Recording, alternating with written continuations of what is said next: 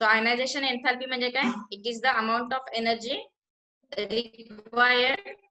It is the amount of energy required to remove the electron from the last orbit. Okay, जो valence shell आहे त्याच्यामध्ये electrons काढण्यासाठी किती energy लागते? That energy is called as ionization enthalpy. This energy is in the form of heat, therefore it is called as enthalpy. म्हणजे heat energy आहे म्हणून एन्थॅल्पी हे त्याला वर्ड वापरलाय. कळालं? सो आपण आयनायझेशन एन्थॅल्पीची ट्रेंड आधी काय बघितलेली? Common. It increases from left to right and it decreases from top bottom. Okay, when we come to our group and p block elements that are at the extreme right hand side position 16, 17 and 18, so all these have high ionization enthalpies. Okay, because they are at very much right hand side, so it is going to increase from left to right. So at 16, 17 and 18 the ionization potential has very high value. So see, group 16, 17 and 18 elements have high ionization enthalpy. The ionization enthalpy decreases down the group due to increase in atomic size. Okay, 16, 17, 18 चे एन्थॅल्पीज हाय आहेत, पण जसजसं खाली येत जाऊ तसतसं कमी होत जाणार आहे. कळालं? पुढे जाऊया. आपण त्याच्यासाठी एक ग्रुप 16 एलिमेंट्स साठी आपण सुरुवात केली होती आयनायझेशन एन्थॅल्पी. सो ग्रुप 16 चा you can see this values. There is gradual decrease in ionization enthalpy as you go from top to bottom. फक्त ग्रुपचा विचार करा. ठीक आहे, आपण आता पिरियडचा विचार करत नाहीये, फक्त ग्रुप बघा OSSETEPO. So as I am going top to bottom, the enthalpy is going to decrease. Okay, the enthalpy is going to decrease.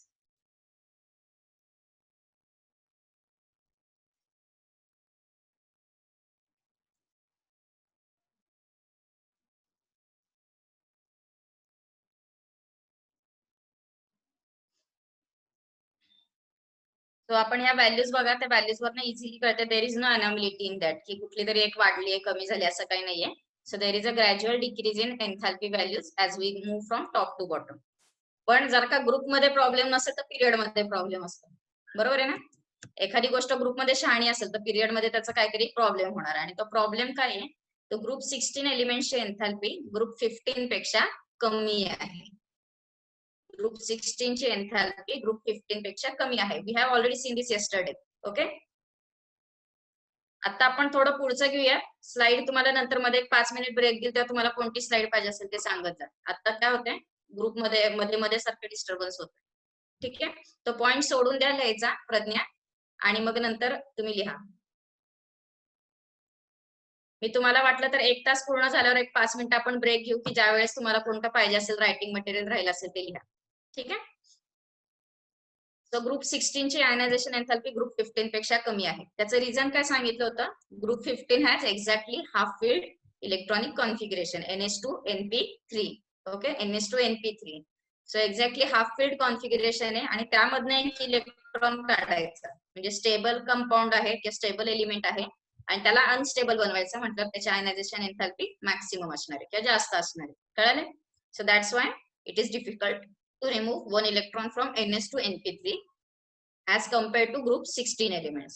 Okay, आणि दुसरं काय रिझन सांगितलं होतं जे इथे लिहिलं नाहीये पण तुम्हाला काल डिक्टेट केलं होतं, की ग्रुप 16 एलिमेंट्सची एन्थॅल्पी काय, ग्रुप 16 एलिमेंट्सचं कॉन्फिगरेशन काय आहे? NH2NP4. For group 16 elements what is the configuration? NH2NP4. NP4 याचा अर्थ काय? त्याच्यातनं एक इलेक्ट्रॉन काढला, ग्रुप 16 मधला एक इलेक्ट्रॉन काढला म्हणजेच आयनायझेशन केलं तर काय होणार आहे? त्याला कॉन्फिगरेशन मिळणार आहे NH2NP3. So it is going to acquire stable configuration. म्हणजे NH2NP4 मधनं तो NH2NP3 पाशी जाणार. याचा अर्थ काय? तो जास्त स्टेबल होणार आहे. ज्याची स्टॅबिलिटी वाढली म्हणजेच काय, तो स्टेबल व्हायला कोणी तयार असतं, सो त्याची आयनायझेशन एन्थॅल्पी कमी असते. It needs less energy because it is going to be stabilized. कळालंय? सो तो पॉइंट पण आपण काल लिहून घेतलाय. आता आपण पुढे जाऊया. ग्रुप 16 एलिमेंट्स समजला आहे. ग्रुप 16 एलिमेंट्स मध्ये 2 पॉइंट लक्षात ठेवायचे. पहिला पॉइंट आहे, the ionization enthalpies are decreasing from top to bottom. Okay, it is with regular issues. आणि दुसरं काय आहे, तर 15 पेक्षा 16 ची एन्थॅल्पी आहे ती जास्त आहे, सॉरी कमी आहे. Okay, let's move on to next point, ionization enthalpy of group 17 elements. Okay, so what we have seen, the ionization enthalpy is going to increase from left to right. म्हणजे 16 पेक्षा 70 ची आयनायझेशन एन्थॅल्पी जास्त असणार आहे. बघा values वरनं लक्षात येईल. तुम्ही या व्हॅल्यूज लिहिलेल्या आहेत ना याच्या पहिल्या स्लाइड मधल्या, म्हणजे तुमच्या लक्षात येईल की या व्हॅल्यूज जास्त आहेत. ओके, सो अगेन तुम्हाला दिसेल की as I go from top to bottom the values are decreasing. बरोबर आहे ना, values are decreasing. So it is with regular issues, म्हणजे जे आपण पहिल्यापासून बघितले की they have decrease, the values are going to decrease from top to bottom. पण इन जनरलच त्या व्हॅल्यूज हाय आहेत, कारण की बऱ्यापैकी राईट हँड साइडला, खूप राईट हँड साइडला गेलेले आहेत group 17. therefore they have generally high values of ionization enthalpy and these values are going to decrease from top to bottom. Okay, so see, these elements demonstrate high values of ionization enthalpy. Demonstrate म्हणजे काय, show. These elements show high values of ionization enthalpy. As we move down the group, the value of ionization enthalpy decreases. बरोबर आहे, जसं आपण खाली येत जाऊ तसं आयनायझेशन एन्थॅल्पी कमी होते. रिझन काय, परत एकदा आपण जरा बॅक विचार करूया. कमी होते हे आपल्याला माहिती, रिझन काय, कोणता प्रॉब्लेम होतो इथं, इफेक्टिव्ह न्यूक्लिअर चार्ज जो आहे तो कमी व्हायला लागतो, with decrease in effective nuclear charge. Okay, effective nuclear charge कमी होत जातो, त्याच्यामुळं काय होणार आहे, आयनायझेशन एन्थॅल्पी कमी आहे.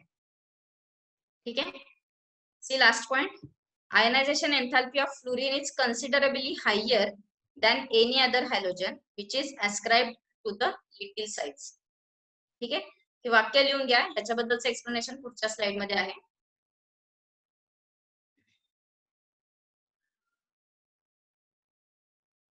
So there is no anomalies in the ionization enthalpy values. As we go from top to bottom, they are going to decrease. So आपल्याला डिक्रीज होताना दिसते, सो तो काही इश्यू नाहीये. दुसरा काय प्रॉब्लेम होता, पिरियड मध्ये गेलं तर पिरियड मध्ये लेफ्ट टू राईट इन्क्रीज होतात, इन्क्रीज पण होत आहे. They have very much high values of ionization enthalpy. So group 16 मध्ये काही इश्यूज नाहीयेत की कुठं कमी होतंय कुठं जास्त होतंय, हाफ फील्ड कॉन्फिगरेशन वगैरे असं काहीच होत नाही. Okay, they have very much high ionization enthalpies and they are going to decrease top to bottom. पण ग्रुप आणि पिरियड मध्ये चांगला असेल तर काहीतरी प्रॉब्लेम पाहिजे, मग तो हा प्रॉब्लेम आहे. ठीक आहे, तुम्ही व्हॅल्यूज बघू शकता.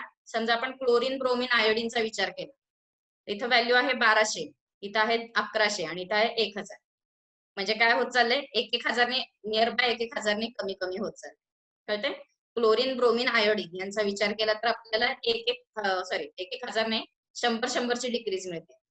बरोबर आहे, पण तोच विचार फ्लोरीन आणि क्लोरीन मध्ये केल्यावर काय दिसेल, फ्लोरीन आणि क्लोरीन मध्ये काय झालंय, what is happening between fluorine and chlorine, there is a vast decrease. या दोघांमध्ये तुम्हाला जास्त डिफरन्स दिसेल ऍज कम्पेअर टू अदर्स. कळतंय, सो हा डिफरन्स मॅक्सिमम आहे. That means what, fluorine has much higher ionization potential values. कळतंय, the ionization enthalpy of fluorine is considerably higher than any other halogen which is ascribed to its little size. Ascribed म्हणजे काय, reason.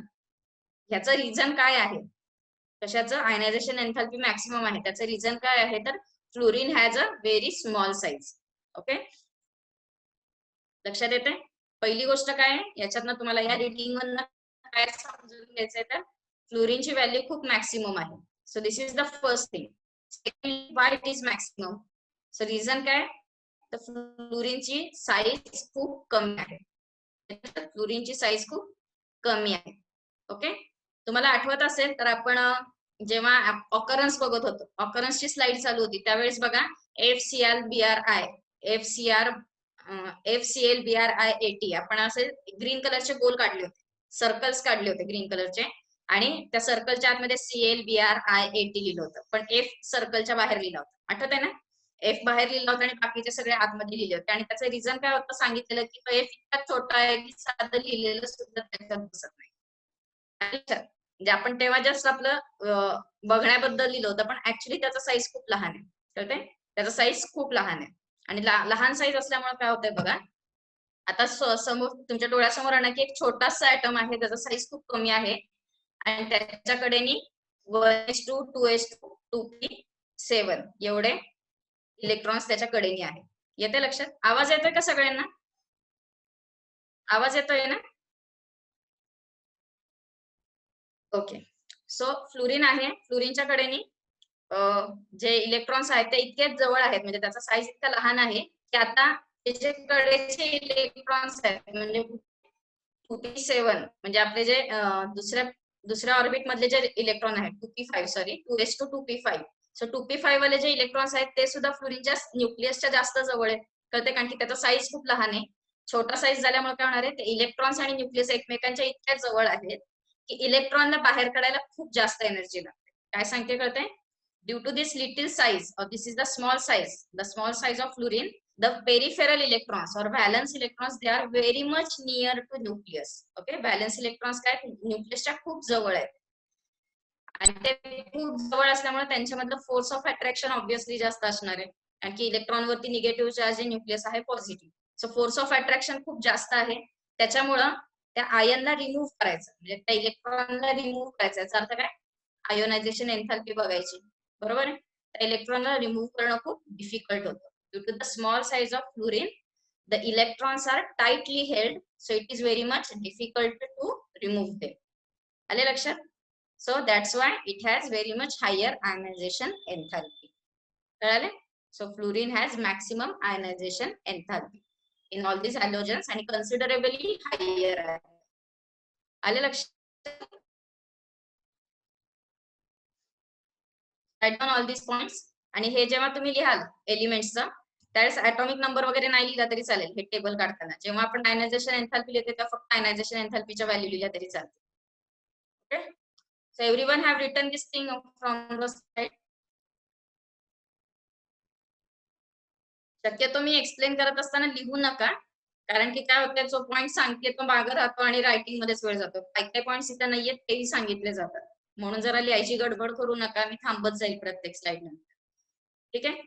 So शेवटचा point काय लिहिला तुम्ही?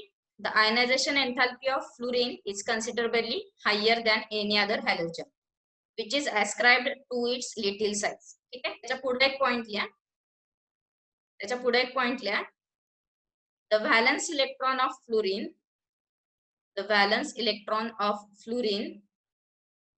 Valence म्हणजे कुठला? Outermost orbit मधला. The valence electron of fluorine is tightly held. Valence electron of fluorine is tightly held due to its small size. Due to its small size.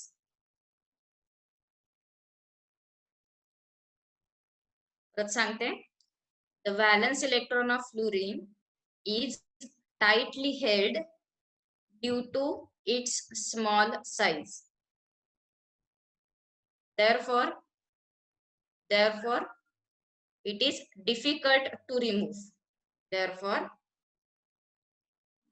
it is difficult to remove.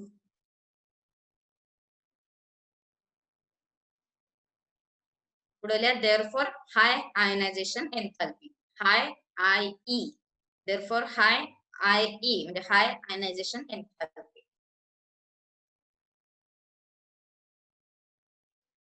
कळालं question? Answer हे कळाले?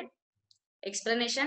Ionization enthalpy of fluorine is why higher? Because it is very much small size. The electrons are tightly held. Therefore, it is very much difficult to remove. कळाले? हे तुम्हाला MCQs मध्ये बरेचदा question असतं की ionization of IP of fluorine is considerably higher than other halogens. Why? आणि answer काय? Small size. Okay, small size of fluorine makes it high IP. कळाले? पुढे जाऊयात आपण. Solve this question. The values of first ionization enthalpy of sulfur and chlorine are 1000 and 1256. लिहून घेऊ नका हा प्रश्न, कारण की हा प्रश्न तुमच्या याच्या बुक मध्ये आहे, बोर्डच्या आपल्या बुक मध्ये आहे, त्याचं उत्तर पण आहे. त्याच्यामुळे हे काय लिहून घेऊ नका, फक्त एक्सप्लेनेशन बघा. पुस्तकात लिहिलेलं आहे, प्रश्न पण आहे आणि उत्तर पण आहे. मग असे काय सांगितलं सेंटेन्स परत सांगते. High value of IP of fluorine, त्याच्यासाठी काय सांगितलं होतं? Due to the small size of fluorine, the electrons are tightly held and it is difficult to remove.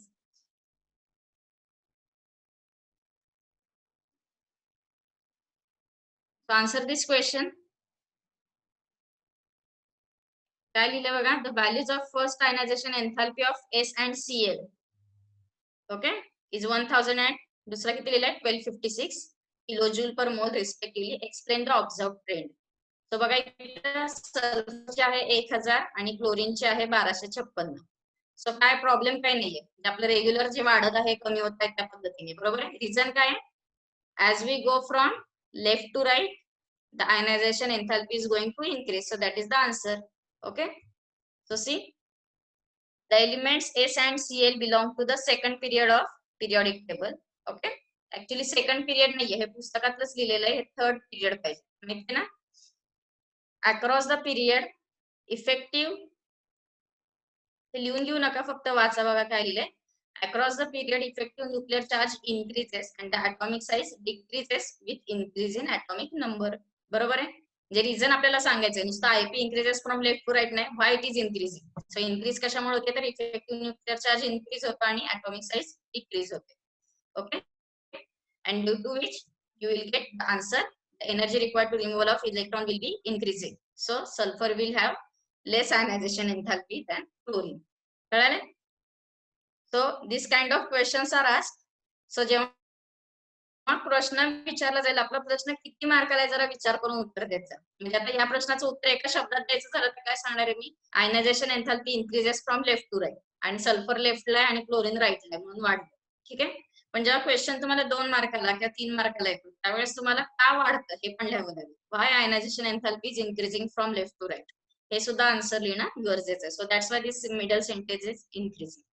तर हे एक नवीन मध्ये वाक्य टाकावं लागेल. लक्षात आलंय. जेव्हा तुम्हाला, म्हणजे मी बोर्ड साठी सांगते की बोर्ड मध्ये क्वेश्चन किती मार्काला विचारलाय त्यानुसार तुम्ही उत्तर तुमची वाढ हे करत जा. आपल्याला काय झालेलं असतं, एमसीक्यूज किंवा वन लाईन आन्सरची इतकी सवय झालेली असते की आपण एक्सप्लेन जास्त करू शकत नाही. त्यामुळे एक्सप्लेनेशन कडे पण लक्ष द्या. आपल्याला बोर्ड मध्ये सुद्धा स्कोर चांगला करायचा, त्यासाठी हे क्वेश्चन घेतला होता. पुढे जायचं. क्वेश्चन काय लिहून घेऊ नका, तुम्हाला बोर्डच्या आपल्या पुस्तकामध्ये हा प्रश्न आहे. Let's move on to next, ionization enthalpy of group 18 elements. So now first of all tell me, मी आता इथं काय व्हॅल्यूज वगैरे देत नाहीये, पण तुमच्या मते आयनायझेशन एन्थॅल्पी जास्त असेल का कमी असेल. What about the ionization enthalpy of group 18, whether it is maximum और मिनिमम. आयनायझेशन एन्थॅल्पी मॅक्सिमम असेल का मिनिमम असेल. आणि दुसरा क्वेश्चन, ग्रुप नंबर 17 पेक्षा जास्त असेल का कमी असेल. So whether it is more than group 17 or not. 17 आणि 18 मध्ये कम्पेअर केलं तर 17 पेक्षा जास्त असेल का कमी असेल, 17 पेक्षा जास्त असणार. हे आपलं रेग्युलर ट्रेंड आहे. आयनायझेशन एन्थॅल्पी मध्ये कुठेही काही गडबड होत नाही, जसं आहे तसं वाढत चाललंय. Okay, so see you can see this values. बघा किती व्हॅल्यूज जास्त तर आहेच आणि खूप जास्त पण आहेत.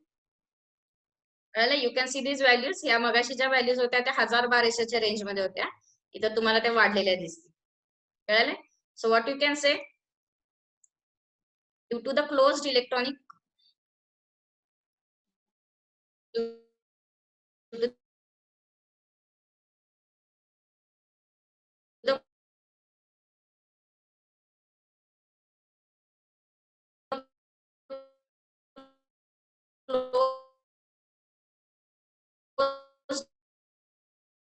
इलेक्ट्रॉन क्लोज्ड, ठीक आहे, बंद केले. येते म्हणजे आपण काय करू शकत नाही, याच्याकडे ऑलरेडी ऑक्टेट डुप्लेट कम्प्लीट आहेत. मला ह्या स्ट्रक्चर्स लक्षात येईल की प्रत्येकाच्या व्हॅलन्स ऑर्बिट मध्ये 8 इलेक्ट्रॉन्स आहेत. Okay, so what you can say, they have closed electronic configuration और complete electronic configuration. The octet is complete and for in case of He, duplet is complete. So they do not going to give their electron, कारण की हे already इतके stable आहेत की स्वतः unstable पण होणार का, तर नाही होणार. कळते ना. मगाच्या केसमध्ये ऑक्सिजन असेल किंवा अजून बाकीचे जे काही एलिमेंट्स आपण बघितले त्यांच्याकडे ऑक्टेट कम्प्लीट नव्हतंच, म्हणजे ते स्टेबल नव्हतेच. स्टेबल नसल्यामुळे एखादा इलेक्ट्रॉन गेला, स्टॅबिलिटी कमी जास्त झाली तर चालत होतं. पण इथं काय होणार आहे, हे इतके चांगले स्टेबल आहेत तर ते स्वतःचा इलेक्ट्रॉन देतील का, नाही देणार. मग ते इलेक्ट्रॉन रिमूव्ह करण्यासाठी खूप जास्त प्रमाणात एनर्जी लागते. कळलं. म्हणजे क्रिप्टॉनला म्हणलं तुझा इलेक्ट्रॉन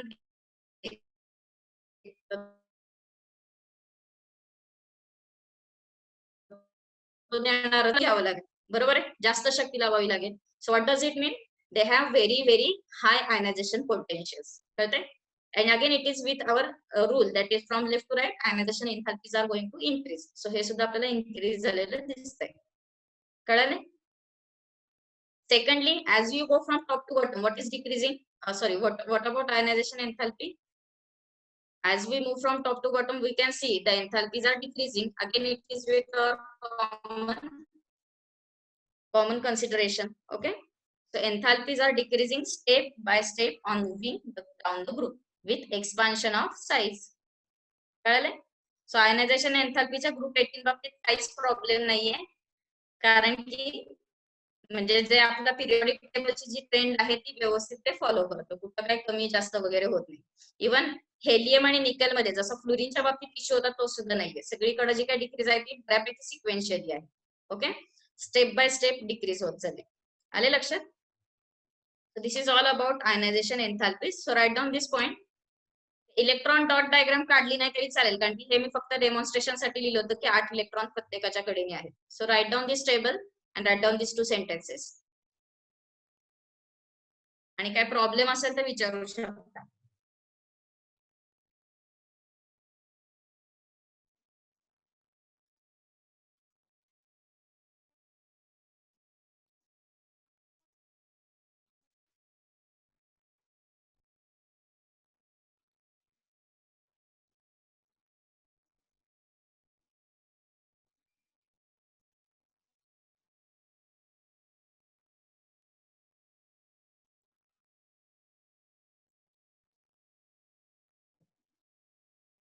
व्हॅल्यूज लिहायच्यात म्हणजे पाठ करायच्या नाहीये, एकदा सांगते, कारण की आपण काल पण लिहित होता तुम्ही व्हॅल्यूज पाठ करण्यासाठी देत नाहीये, फक्त कंपॅरिझन साठी बघायचं आपल्याला की कसं कसं कमी होत चाललंय, कसं कसं वाढत चाललंय. कळालं? So don't go and mug up this values. फक्त कसं कमी होतंय म्हणजे आता जेव्हा आपण या व्हॅल्यूज हाय ग्रुप 17 मध्ये बघितले तेव्हा लक्षात असेल की एकदम कमी कमी व्हायला लागले. So पुष्करने एक क्वेश्चन विचारलाय, is there any relation between atomic size and ionization enthalpy? काय क्वेश्चन विचारलाय? Is there any relation between atomic size and ionization enthalpy? आणि हेच रिझन आपण मगाशी फ्लोरीन साठी लिहिलं होतं की फ्लोरीनची atomic साइज कमी आहे म्हणून आयनायझेशन एन्थॅल्पी जास्त आहे. As we move from left to right, as we move from left to right, what is happening? The atomic size is decreasing. As atomic size is decreasing, the electrons, peripheral electrons, they are coming more and more near to the nucleus. कळतंय? जसजसं atomic size कमी होत जाणार आहे तसतसं काय होणार आहे, कडेचे इलेक्ट्रॉन्स आहेत ते न्यूक्लियसच्या जास्तीत जास्त जवळ येणार आहे. न्यूक्लियसच्या जवळ आले की फोर्स ऑफ अट्रॅक्शन वाढते आणि मग तो रिमूव्ह करायला जास्त एनर्जी लागणार, म्हणजेच काय आयनायझेशन एन्थॅल्पी जास्त लागणार. येते लक्षात? So as atomic size is decreasing, ionization enthalpy is going to increase. ठीक आहे? सो डायरेक्टली काय सांगता येईल? Inversely proportional. झालंय का लिहून सगळ्यांचं? ना बाई.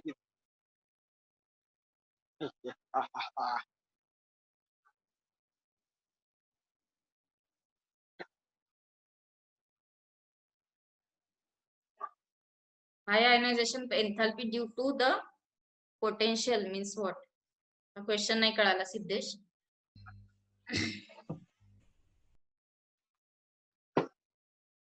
सो झालंय का लिहून सगळ्यांचं?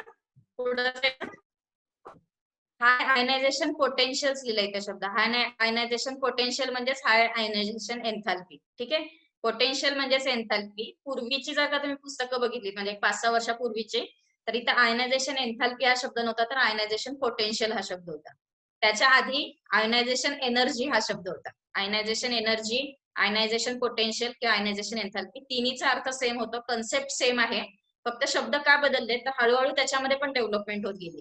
सुरुवातीला पोटेन्शियल, पोटेन्शियल याचा अर्थ काय होतो? क्षमता. बरोबर ना? पोटेन्शियलचा इंग्लिश वाला जो पोटेन्शियल आहे त्याचा अर्थ काय होतो? क्षमता. एखाद्यामध्ये चांगलं पोटेन्शियल असतं, एखाद्या मुलामध्ये कमी असतं आपण म्हणतो. बरोबर आहे?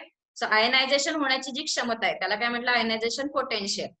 आणि आता कळालंय की आयनायझेशन होण्यासाठी हीट एनर्जीची गरज आहे, म्हणून मग हीट एनर्जीची म्हणजे हीट एनर्जीच म्हणजे पोटेन्शियल कशात मोजतो? हीटवाला एन्थॅल्पी मध्ये, म्हणून त्याचं नाव आयनायझेशन एन्थॅल्पी झालं. अदरवाईज आयनायझेशन एन्थॅल्पी, आयनायझेशन पोटेन्शियल आणि आयनायझेशन एनर्जी सगळ्याचा अर्थ एकच होतो. Okay, So what we have seen up till now, we have seen only one atomic property, that is ionization enthalpy. बरोबर आहे. सुरुवातीला आपण काय बघितलेलं, तर इलेक्ट्रॉनिक कॉन्फिगरेशन काल बघितलं. त्याच्यानंतर पुढचा पॉइंट कुठला बघितला आपण, atomic प्रॉपर्टीज मधला पहिला पॉइंट बघितलाय आयनायझेशन एन्थाल्पी. सो परत एकदा बघा, आयनायझेशन एन्थाल्पी 16, 17, 18 तिघांसाठी मॅक्सिमम आहे. As you go from left to right it is going to increase, म्हणून त्यांची मॅक्सिमम आहे. From top to bottom it is going to decrease. So त्या पद्धतीने ते डिक्रीज पण होत आहे. त्याच्या पुढे 16 मध्ये काय असतं, तर 15 पेक्षा त्याचं आयनायझेशन एन्थाल्पी कमी आहे. 15 पेक्षा 16चा आयनायझेशन एन्थाल्पी कमी आहे. आन्सर काय, तर हाफ फिल्ड इलेक्ट्रॉनिक कॉन्फिगरेशन. 17 वाल्यामध्ये क्वेश्चन काय होता, तर फ्लोरीनच्या आयनायझेशन एन्थाल्पी कन्सिडरेबली हायर आहे. आणि रिझन काय आहे, द स्मॉल साइज. आणि ग्रुप 18 मध्ये काय लक्षात ठेवायचं, due to the closed electronic configuration or complete octet, they have very high ionization potentials or very high ionization enthalpies. Okay, so let us move to next property. So this is overall about ionization enthalpy. So we'll move to next property. कोणती property आता आपली बघायची आहे, तर आपलं atomic आणि ionic radii झाले ना. ऍटॉमिक आणि आयोनिक रेडियाई झाले आपलं. डिक्रीज होत जातं, लेफ्ट टू राईट डिक्रीज होत जातं, टॉप टू बॉटम इन्क्रीज होत जातं. असं त्या पद्धतीने आपण बघितलंय. त्याच्या पुढे आयनायझेशन एन्थाल्पी ऍटॉमिक साइजच्या exactly opposite, left to right decrease होती, top to bottom left to right increase होते आणि टॉप टू बॉटम डिक्रीज होते. Now we move to the next point, electronegativity. ठीक आहे. सो आता आपले दोन पॉइंट्स बघायचे आहेत आपल्याला, इलेक्ट्रोनिगेटिव्हिटी आणि इलेक्ट्रॉन गेन एन्थाल्पी. ठीक आहे. सो सुरू करायचं. ऍटॉमिक प्रॉपर्टीज मधल्या 2 झाल्यात आणि 2 राहिल्यात. सो त्यातला आता आपण सुरू करूयात electronegativity. So let us start with it. So पहिला question, what is electronegativity. So can you tell me, इलेक्ट्रोनिगेटिव्हिटीची ट्रेंड डायरेक्ट बघितली म्हणजे तुम्ही जर का पुस्तक उघडलं तर डायरेक्ट ट्रेंड दिसेल की हा इन्क्रीज होते किंवा डिक्रीज होते. पण इलेक्ट्रोनिगेटिव्हिटी काय माहिती असेल तर त्याचा उपयोग आहे. So tell me first thing, what is electronegativity. Omkar, तुमचं हे चालू आहे वाटतं, साऊंड चालू आहे.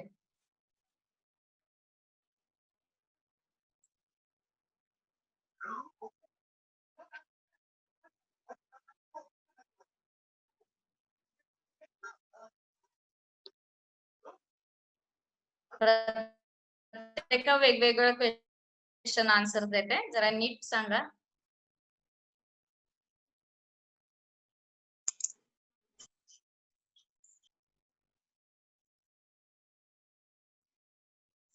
What is the answer? It is the ability of an atom in a molecule to attract shared electron pairs. Okay, shared electron pair is called as electronegativity. ठीक आहे. आता प्रत्येक शब्दाला इथं महत्व आहे. पहिलं काय, ऍबिलिटी. ऍबिलिटी याचा अर्थ काय, क्षमता किंवा शक्ती, की किती शक्तीनिशी तो अट्रॅक्ट करणार आहे. कोण अट्रॅक्ट करणार आहे, तर ऍटम. ठीक आहे. ऍटम अट्रॅक्ट करणार आहे कशामधून, मॉलिक्यूल मधून. कळते. मॉलिक्यूल कशाचं बनलेलं असतं, वेगवेगळ्या ऍटम्सचा 2-3 ऍटम एकत्र येऊन एक मॉलिक्यूल तयार होतो.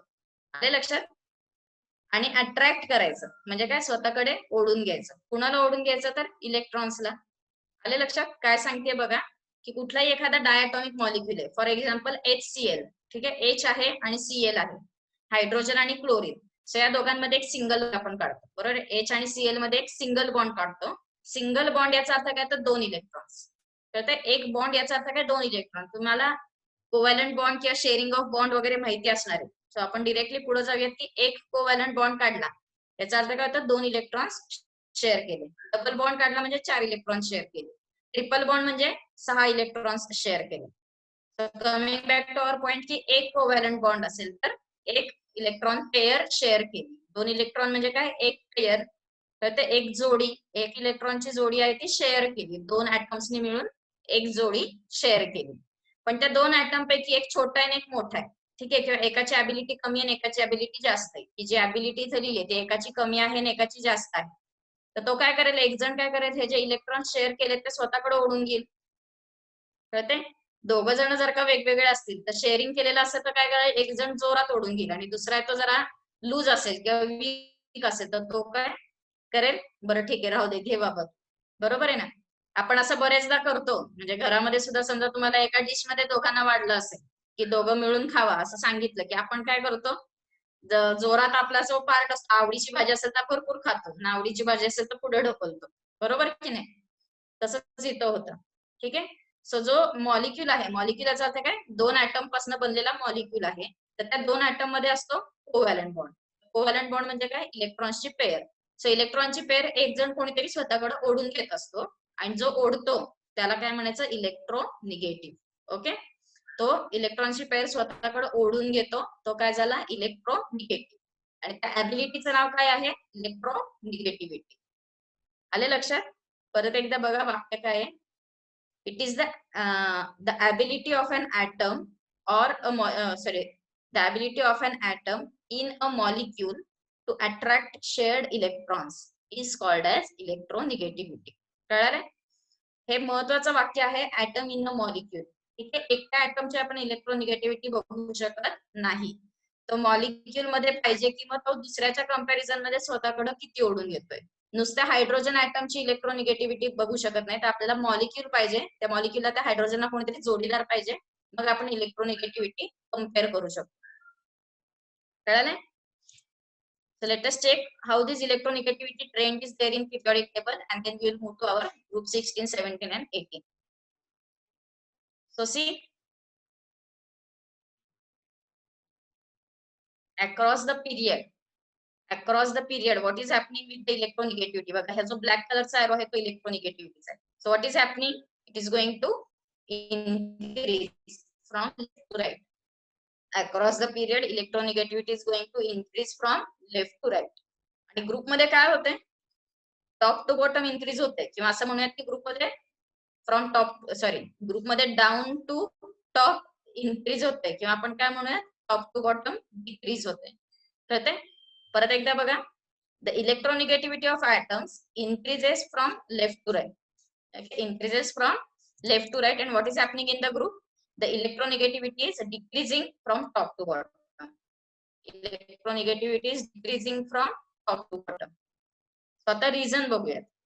ही ऍबिलिटी जी आहे ती पिरियड मध्ये लेफ्ट टू राईट कमी जास्त वाढत चालली आहे, आणि ऍबिलिटी खाली खाली जाऊन तसं कमी होत चालली आहे. सो इलेक्ट्रोनिगेटिव्हिटी वाढत चालली, याचा अर्थ काय होतोय बघा, as I am moving from left to right, atomic size is decreasing. बरोबर आहे, atomic size कमी कमी होत चालली आहे. atomic size कमी होत चालल्यामुळे काय होतं बघा, atomic size कमी होत गेल्यामुळे काय होतं, न्यूक्लिअर चार्ज म्हणजे न्यूक्लियस आणि कडेच्या इलेक्ट्रॉन्सचं जे फोर्स ऑफ अट्रॅक्शन आहे ते वाढत जातं. कळलं काय सांगते? as I am moving from left to right, the atomic size is going to decrease. atomic size कमी होत चालली आहे, याच्यामुळे काय होतं, कडेचे जे इलेक्ट्रॉन्स आहेत ते न्यूक्लियसच्या जास्त जवळ यायला लागले, त्याच्यामुळे फोर्स ऑफ अट्रॅक्शन वाढायला लागतं. फोर्स ऑफ अट्रॅक्शन वाढल्यामुळे काय होतं, जे व्हॅलन्स इलेक्ट्रॉन आहेत त्यांची जे शेवटच्या पिरियड मधले जे शेअर केलेले इलेक्ट्रॉन आहेत ते कुठे आहेत, शेवटच्या ऑर्बिट मध्ये. कळतंय ना, इथे जे इलेक्ट्रॉन्स आपल्याला अट्रॅक्ट करायचे ते आहेत कुठं, शेवटच्या ऑर्बिट मध्ये. व्हॅलन्स कळाले, ते सुद्धा स्ट्रॉंगली अट्रॅक्ट होतात. बघा काय लिहिलंय, across the period nuclear charge is increasing. कळते ना, न्यूक्लिअर चार्ज वाढत चालला.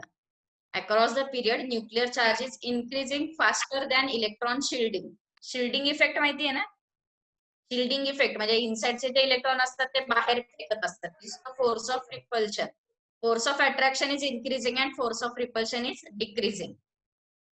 So the attraction that the atoms have for the valence electron is going to increase.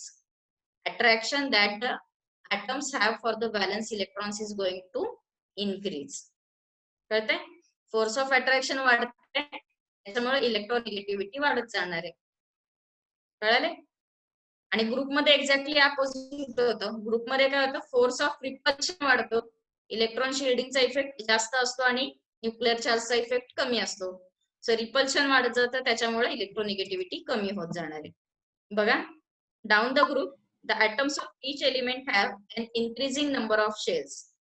The electrons in a bond are thus farther away from the nucleus. बरोबर आहे, valence electron हे nucleus पासून लांब चाललेत म्हणून ते इझिली हेल्ड होतात का, टाइटली हेल्ड होणार आहेत का, तर नाही होणार. म्हणजे टाइटली त्यांना पकडू शकणार आहे का न्यूक्लियस, नाही. म्हणजेच काय होणार आहे, ही जी ऍबिलिटी आहे कमी होणार आहे. This ability is going to decrease. I hope you understand this point. परत एकदा सांगते, पिरियड मध्ये न्यूक्लिअर चार्ज वाढत चाललाय आणि शिल्डिंग इफेक्ट कमी होत चाललाय. किंवा न्यूक्लिअर चार्ज वाढतोय आणि शिल्डिंग इफेक्ट जास्त नाही. आणि जसं मी ग्रुपमध्ये खाली खाली येत जाते तसं न्यूक्लिअर चार्ज कमी होत चालला आणि शिल्डिंग इफेक्ट वाढत जातो. त्याच्यामुळे इथे इलेक्ट्रोनिगेटिव्हिटी वाढत जाते पिरियड मध्ये आणि ग्रुपमध्ये कमी होत जाते. Okay, so this is overall electronegativity. तर लिहून घ्या हे पॉइंट, मग आपण पुढे जाऊया. आणि एक शॉर्टकट म्हणून लक्षात ठेवा, तुम्हाला हे एरोज वरनं कळालं असेल, ग्रीन ब्ल्यू कलरचा एरो आणि ब्लॅक कलरचा, की दोघे एकत्रच वाढतात आणि एकत्रच कमी होतात. So atoms having low ionization enthalpy have low electronegativity. Atoms having high ionization enthalpy have high electronegativity. किंवा काय म्हणूया, आयनायझेशन एन्थॅल्पी आणि इलेक्ट्रोनिगेटिव्हिटी डायरेक्ट रिलेशनशिप मध्ये, डायरेक्टली प्रोपोर्शनल. की दोन्ही एकत्रच वाढतात, एकत्रच कमी होतात.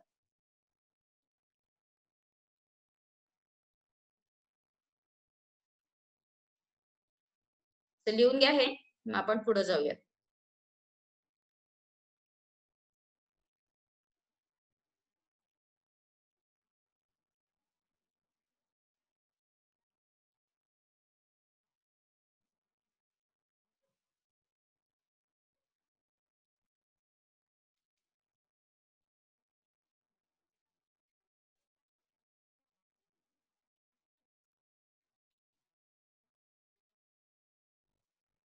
डायग्राम काढत बसू नका.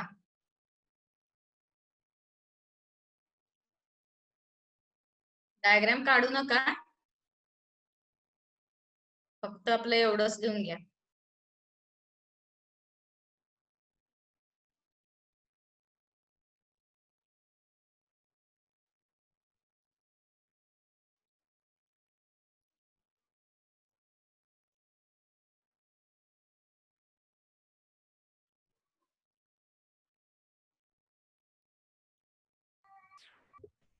मॅम तो व्हिडिओ बंद करा मॅम. स्मृती कुठला? जगताप व्हिडिओ बंद करा. स्मृती अशोक जगताप.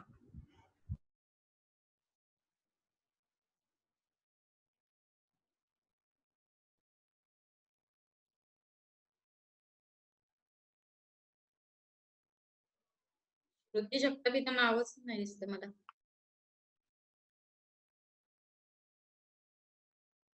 नावच नाहीये इथे श्रुती जगताप.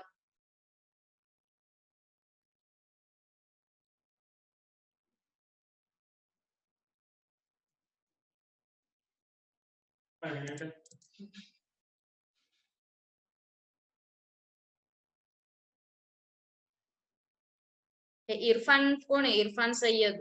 नाव व्यवस्थित टाका, ते डबल हॅश वगैरे टाकायची काही गरज नाहीये. झालंय का लिहून? पुढे जायचं.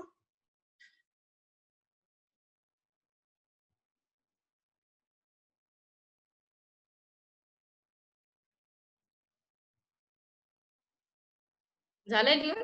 पुढे जाऊयात आपण आता. स्वतः हा जो पॉईंट तुम्ही लिहिलेला आहे तो डोळ्यासमोर सारखा ठेवा, म्हणजे आपण जेव्हा इलेक्ट्रोनिगेटिव्हिटीचे ट्रेंड बघणार आहोत तेव्हा तुम्हाला हे रिझन आणि हे माहिती पाहिजे की कसं इन्क्रीज होतंय कसं डिक्रीज होतंय. ठीक आहे.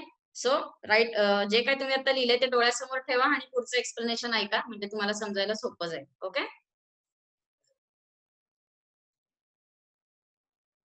So let us start with electronegativity of group 16 elements. So see the electronegativity trend first. जे आपण मगाशी म्हटलं त्या पद्धतीने आहे का बघूया. Top to bottom electronegativity decrease होते का decrease? Yes, it is decreasing. So काय प्रॉब्लेम नाही. इथं ग्रुप 17 मध्ये डिक्रीज होते का? होतीये. ओके, सो इथं पण काय प्रॉब्लेम नाही. आणि ग्रुप 16 आणि 17 जरा कम्पेअर करा, म्हणजे 16 कुठं आहे? लेफ्टला आहे आणि 17 आहे राईटला. So left to right increase होते, तर तुम्हाला प्रत्येक ठिकाणी इन्क्रीज झालेलं दिसतंय का? सो येस, दिसतंय ना सगळ्यांना की इथं ऑक्सिजनचा आहे 3.5, तर फ्लोरीन आहे 4, त्याच्यानंतर सल्फर आहे 2.44, फ्लोरीन आहे 3.2. सो या प्रत्येक पिरियड मधला रिस्पेक्टिव्ह एलिमेंट आहे तिथं आपल्याला व्यवस्थित इन्क्रीज डिक्रीज जे आहे ते दिसते, म्हणजे there is no issue with the electronegativities, की काय कॉन्फिगरेशन किंवा काय कशामध्ये काही इश्यूज नाहीये, जसं आहे तसं आपल्याला दिसतंय. ओके.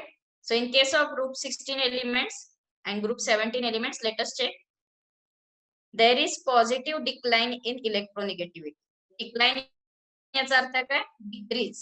ठीक आहे. मी इथं जास्तीत जास्त वेगवेगळे शब्द का वापरते? जेव्हा तुम्ही एंट्रन्स एक्झाम मध्ये जाल ना, त्यात सरळ आपला डिक्रीज वगैरे जे आपल्याला समजतात ते इंग्लिश शब्द कधीच नसतात. काहीतरी जगावेगळे शब्द वापरायचे. म्हणून हे प्रोग्रेसिव्ह डिक्लाइन असं जरा वेगळं ऐकलं की आपल्याला वाटत काहीतरी अवघडच आहे. तसं काही नाही, आपलं रेग्युलर आहे. डिक्रीज हा शब्द आहे. There is progressive decline in electronegativity as we move down the group.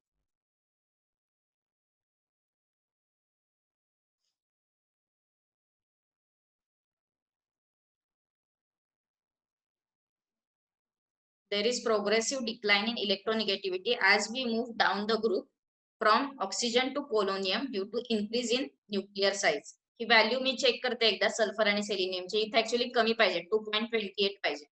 Okay, तुम्ही लिहिताना इथे 2.28 लिहा. मी एकदा परत चेक करून सांगेल तुम्हाला एक्झॅक्टली किती आहे. बट ही व्हॅल्यू कमीच पाहिजे, इलेक्ट्रोनिगेटिव्हिटी कमी पाहिजे.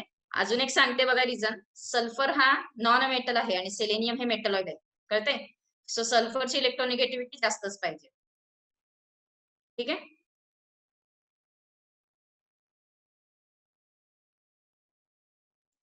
So there is progressive decline in electronegativity as we move down the group from oxygen to polonium due to increase in nuclear size. ठीक आहे, न्यूक्लिअर साईज वाढत चालली आहे. लक्षात ठेवा, कुठलीही ऍटॉमिक प्रॉपर्टी असेल, आयनायझेशन एन्थाल्पी असू देत, अजून कुठलं बघितलं आपण, इलेक्ट्रोनिगेटिव्हिटी असू देत, अजून काही असू देत, या सगळ्या केसेसमध्ये एक लक्षात ठेवा की ऍटॉमिक साईज वरती सगळी उत्तर आहेत. ऍटॉमिक साईज वाढत गेलं की वाढत जाणार, कमी होत गेलं की काय असेल ते. कळाले? आपण हे बुक्स व्हॅल्यूज आहेत ते आम्ही परत एकदा सांगते. सल्फर आणि सेलेनियमचं आता मी जे एक्सप्लेनेशन देते त्याच्याकडे लक्ष द्या. As you go down the group, the electronegativity values are going to decrease from oxygen to polonium.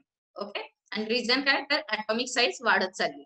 atomic size वाढत चालली. इथे न्यूक्लिअर साईज दिले, पण न्यूक्लिअर साईज म्हटलं तरी इथं atomic साईजच बघायचे. इन्क्रीज इन न्यूक्लिअर साईज याचा अर्थ काय, तर न्यूक्लियस atomic नंबर वाढत चाललाय असं यांना म्हणायचंय. ठीक आहे, न्यूक्लिअर साईज याचा अर्थ काय, तर ऍक्च्युली atomic नंबर. कारण की atoms म्हणजे atomic नंबर आपण कशानं मोजतो, तर न्यूक्लियस मधल्या प्रोटॉन्स मधनं. ठीक आहे. So as you go down the group, electronegativity is going to decrease. ठीक आहे. आणि जरा ऑक्सिजन आणि फ्लोरीनचा विचार करा. मागची स्लाइड बघा जरा, म्हणजे लक्षात येईल.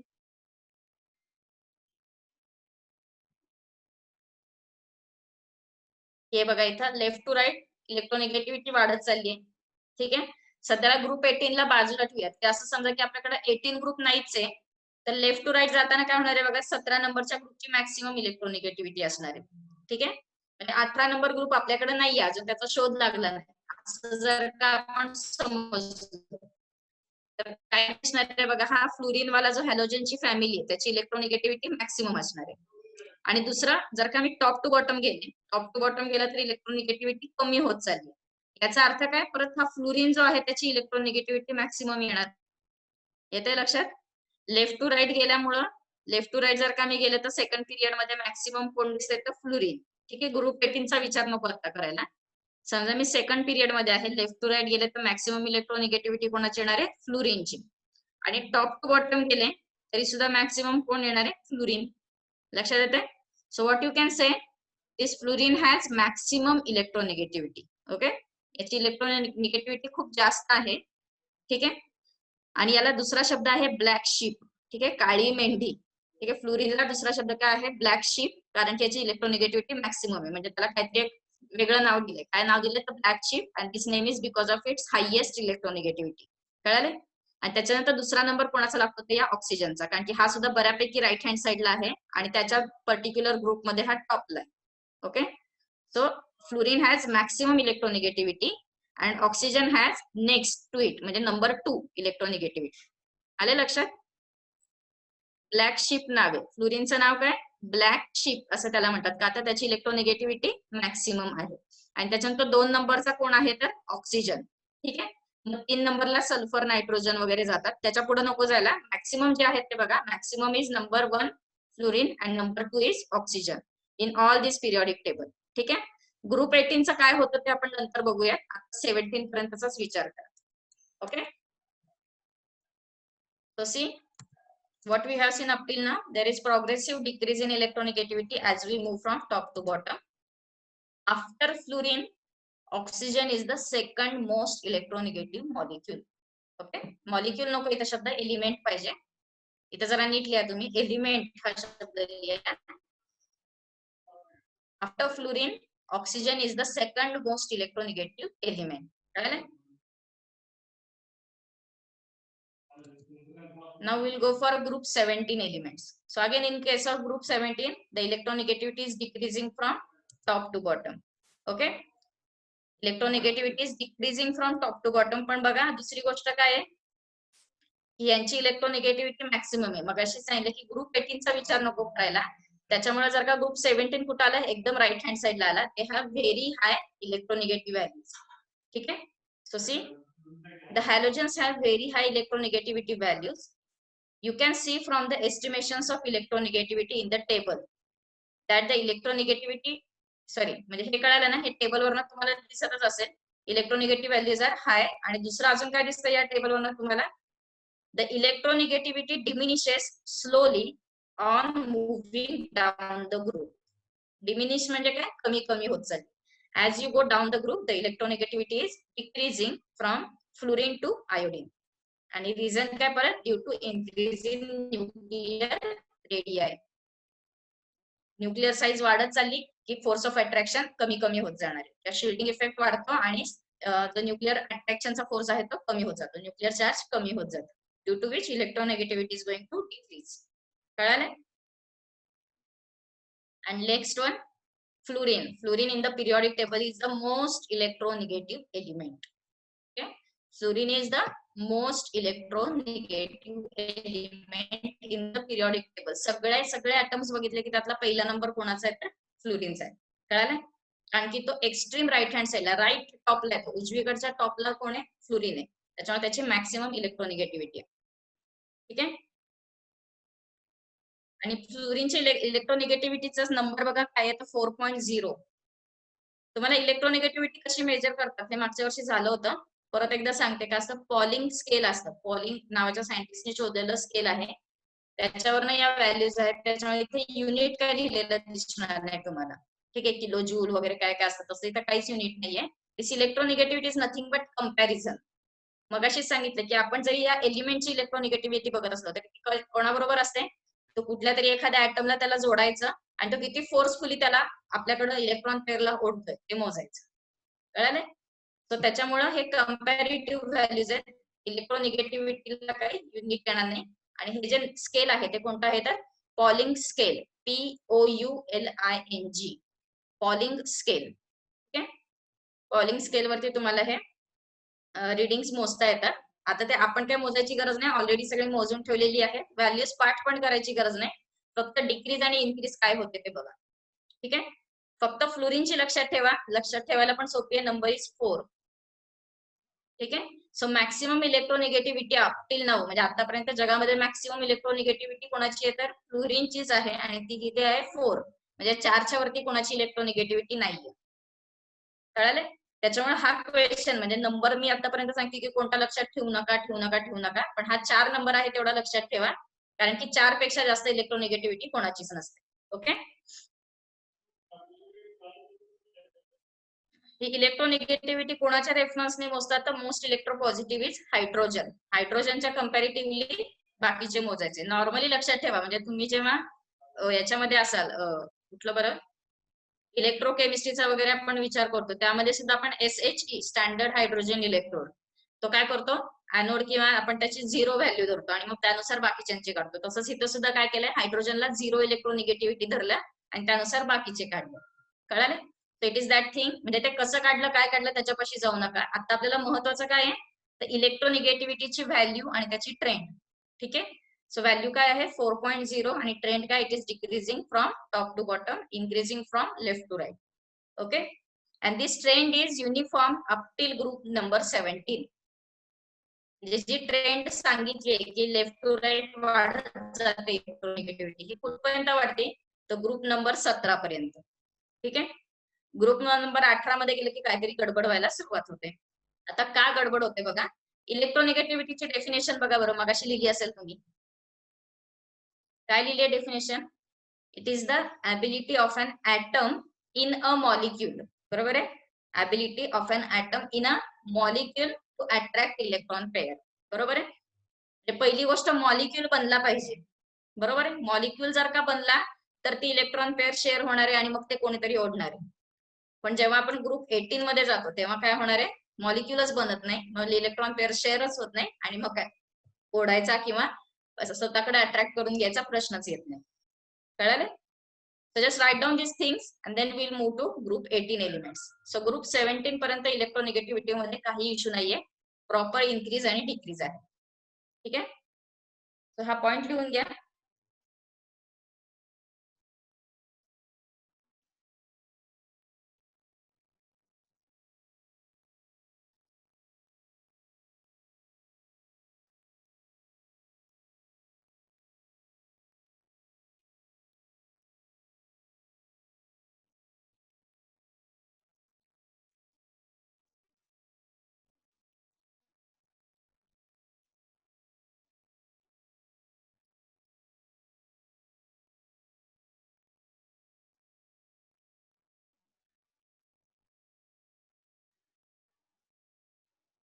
तर एक सांगते तुम्हाला, इथं आता मी बघितलंय जस्ट,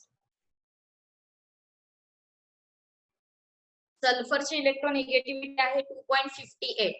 इथं जे लिहिलंय ते प्रिंटिंग मिस्टेक झालेली आहे. सल्फरची इलेक्ट्रोनिगेटिव्हिटी आहे 2.58 आणि सेलेनियमची जी लिहिली आहे ती बरोबर आहे.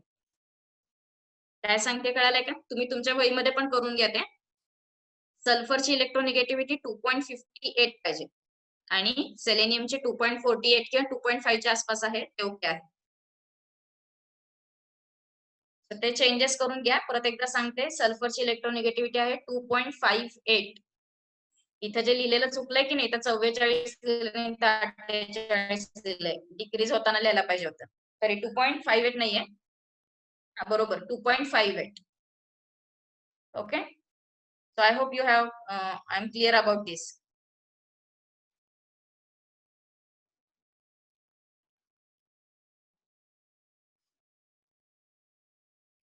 हर्षदानी क्वेश्चन विचारलाय, is there any relation between reactivity of element and electronegativity and ionization enthalpy? It is there relation, म्हणजे रिलेशन आहे म्हणून तर एसई ची इलेक्ट्रोनिगेटिव्हिटी इथं लिहिली आहे तीच राहू दे.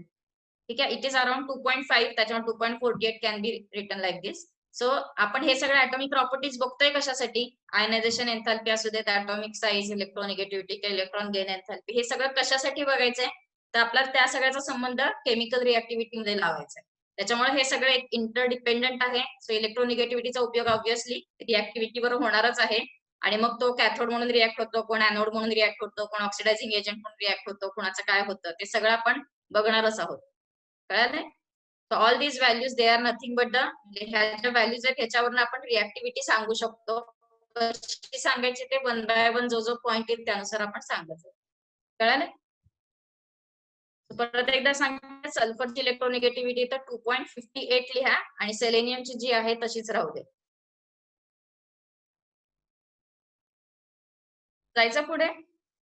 झालंय घेऊन सगळ्यांचं? आणि काही काही पॉइंट जिथं तुम्हाला कळत नसेल तिथं सरळ मराठीत लिहा. म्हणजे एखादा पॉइंट समजा इथं खूप अवघड भाषा काय एखादी वाटत असेल, एखादा शब्द वेगळा वाटत असेल तर मराठीत लिहा. का सांगतेय? समजणं महत्वाचं आहे, भाषा महत्वाची नाहीये. जर का तुमचा कन्सेप्ट क्लिअर झाली, तुम्ही तुमच्या भाषेमध्ये लिहू शकता. उगाच हायफाय भाषा वापरली पाहिजे याच्यासाठी काय आपल्याला, आपण इथं भाषा शिकत नाही आहोत, आपल्याला कन्सेप्ट क्लिअर करणं महत्वाचं आहे. ठीक आहे, so let us move on to next point for electronegativity of group 18. Okay, so मगाशीच सांगितलं की ग्रुप इलेक्ट्रोनिगेटिव्हिटीची डेफिनेशन परत एकदा सांगते. आता तुम्ही लगेच रिएक्टिव्हिटी मध्ये जाऊ नका. सौरभ काय सांगते?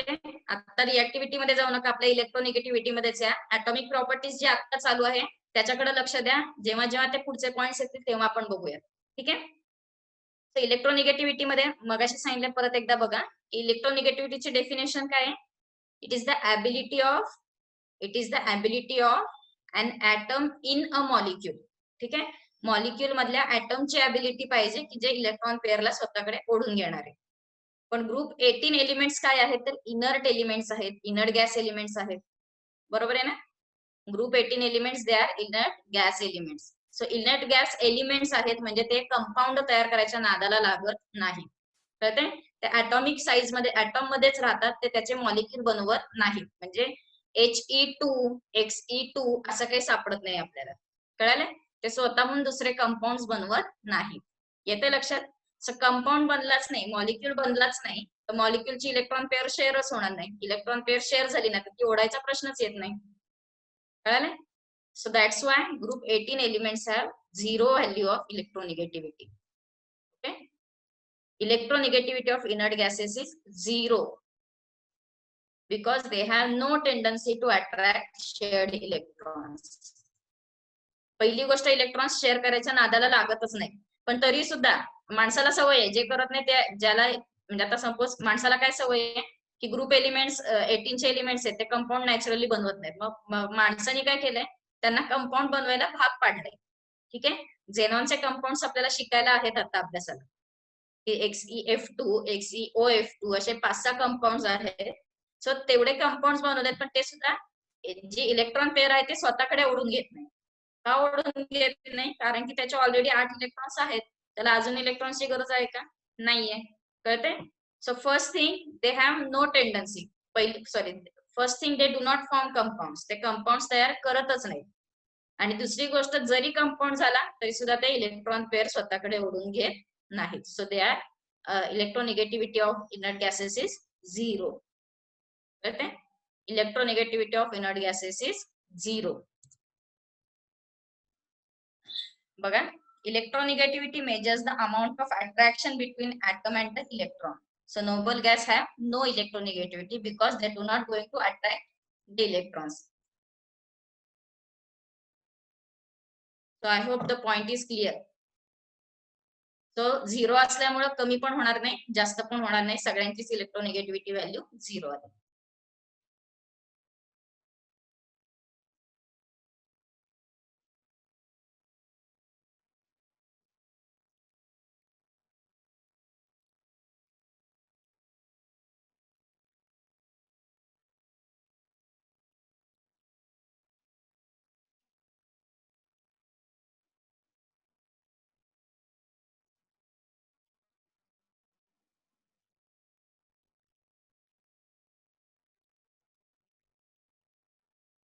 झालं लिहून.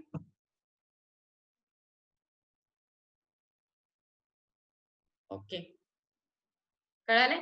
सो एकदा आपण रिवाइज करूयात electronegativity. The values of electronegativity of group 18, 17 and 18 are considerably higher because they are on the right hand side of the periodic table. The electronegativity is decreasing down the group, so there is no issue about that. दुसरा point group 16-17 बद्दल बोलते मी. दुसरा point group 16 आणि 17 मधला पहिला element म्हणजे fluorine आणि oxygen, they have maximum electronegativity value. फ्लोरीनची आहे 4 आणि याची आहे 3.5 ऑक्सिजनची. Okay. So just remember, fluorine is the most electronegative element on the earth or it is the most electronegative element in the periodic table. ठीक आहे. Periodic table मध्ये जेवढी एलिमेंट्स आहेत तेवढीच पृथ्वीवर आहेत किंवा एकंदरीत सगळे एलिमेंट्स त्याच्यामध्ये कव्हरच आहेत. आणि दुसरा काय पॉइंट आहे, oxygen has second most electronegative element. Okay. आणि ग्रुप 18 च्या बाबतीत काय सांगायचंय, it is the inert gas, there is no reactivity, so their electronegativity is also zero. They do not have any tendency to attract shared pair of electron. कळाले. No tendency to attract electron pairs. So this point is clear. Let us move on to next point, electron gain enthalpy. जायचं ना पुढे. त्यामध्ये दम लागलाय.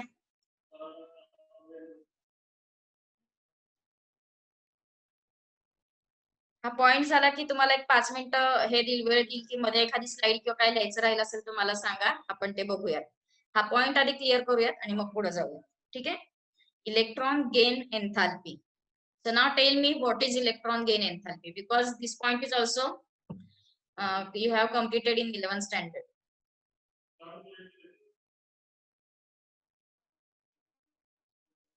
So electron electron gain एन्थॅल्पी. I want answer from everyone. आताशी एकच उत्तर मिळालंय.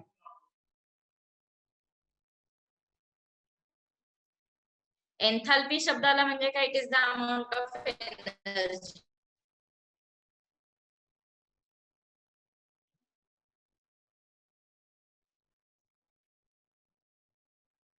ओके, एनर्जी रिक्वायर्ड असं नाही म्हणता येणार, इथे एनर्जी गेन म्हणता येणार. ठीक आहे. So see what is the definition. Electron gain enthalpy of an element is the energy released. ठीक आहे, काय शब्द आहे? Energy released when neutral isolated gaseous atom accepts extra electron. काय शब्द आहे बघा? Neutral isolated gaseous atom accepts extra electron to form gaseous negative ion, that is anion.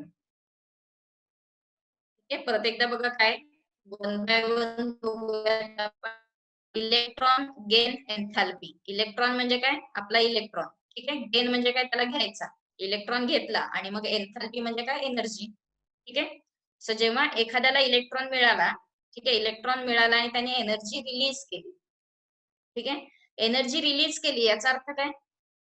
Energy release केली याचा अर्थ काय? तो जास्त स्टेबल झाला. तर एखाद्याने एनर्जी फुस करून रिलीज केली की काय होणार आहे? तो मॉलिक्युल आहे, एक ऍटम आहे, तो काय होणार आहे? स्टेबल होणार, खाली येऊन बसणार. तर एनर्जी रिलीज केली आणि तो लोअर अमाऊंट म्हणजे खालच्या एनर्जी लेवलला येऊन बसणार आहे. कळलं? काय लिहिले बघा परत. एखादा न्यूट्रल गॅसियस ॲटम आहे, त्याने एक इलेक्ट्रॉन घेतला आणि एनर्जी रिलीज केली.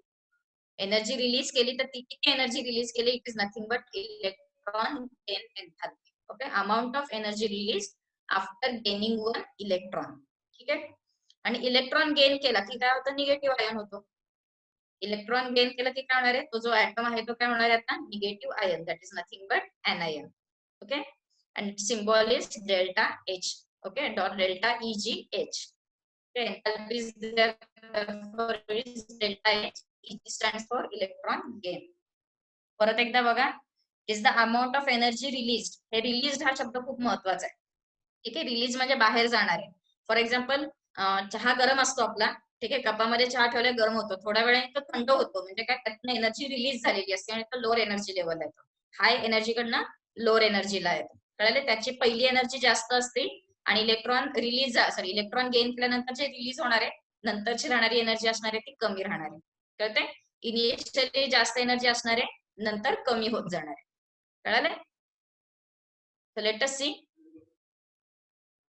Greater the amount of energy released in the above process, higher is the electron gain enthalpy of the element. बरोबर आहे?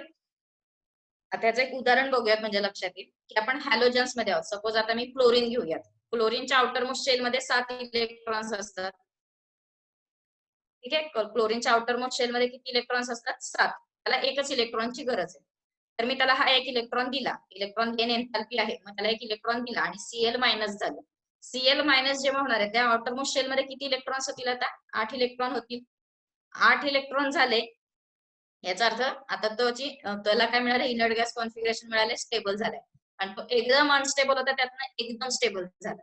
तर ते क्लोरीन एकदम हायली अनस्टेबल होता, त्याला एक इलेक्ट्रॉन मिळाला, तो हायली स्टेबल झाला, कारण त्या आउटर मोस्ट शेल मध्ये आता 8 इलेक्ट्रॉन झाले, खूप जास्त स्टेबल झाला.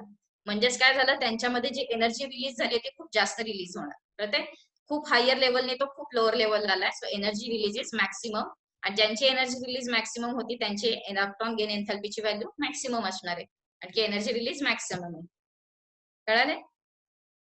So greater the amount of energy released during this process, higher is the electron gain enthalpy of that particular element. ठीक आहे. दुसरा पॉइंट काय आहे? एनर्जी रिलीज होतीये. रिलीज होतीये म्हणजे काय? सुरुवातीला जास्त आहे आणि नंतर कमी आहे. सांगते जरा 1-2 मिनिटं सौरभ. एनर्जी रिलीज होतीये म्हणजे काय? सुरुवातीला जास्त आहे आणि नंतर कमी होते. कळाले? So see, in general energy is released when the electron is added to the atom and the electron gain enthalpy for such elements is negative. कळते? निगेटिव्ह का? तर आपण जेव्हा डेल्टा व्हॅल्यू काढतो तेव्हा फॉर्म्युला काय असतो आपला? Final minus initial. बरोबर की नाही? कुठलीही डेल्टा असू देत, गणितातला डेल्टा असू देत, सायन्स मधला किंवा फिजिक्स मधला असू देत किंवा कशातलाही, जेव्हा आपण डेल्टा डिफरन्स काढतो तेव्हा फॉर्म्युला काय असतो, final value minus initial value. आणि आता इथे एनर्जी रिलीज होतीये म्हटल्यावर फायनलची एनर्जी कमी असणार आहे आणि इनिशियलची एनर्जी जास्त असणार आहे. कमी मधनं आपण जास्त वजा करतोय म्हणजे फायनल आन्सर आपलं काय येणार आहे, निगेटिव्ह. लक्षात येते ना?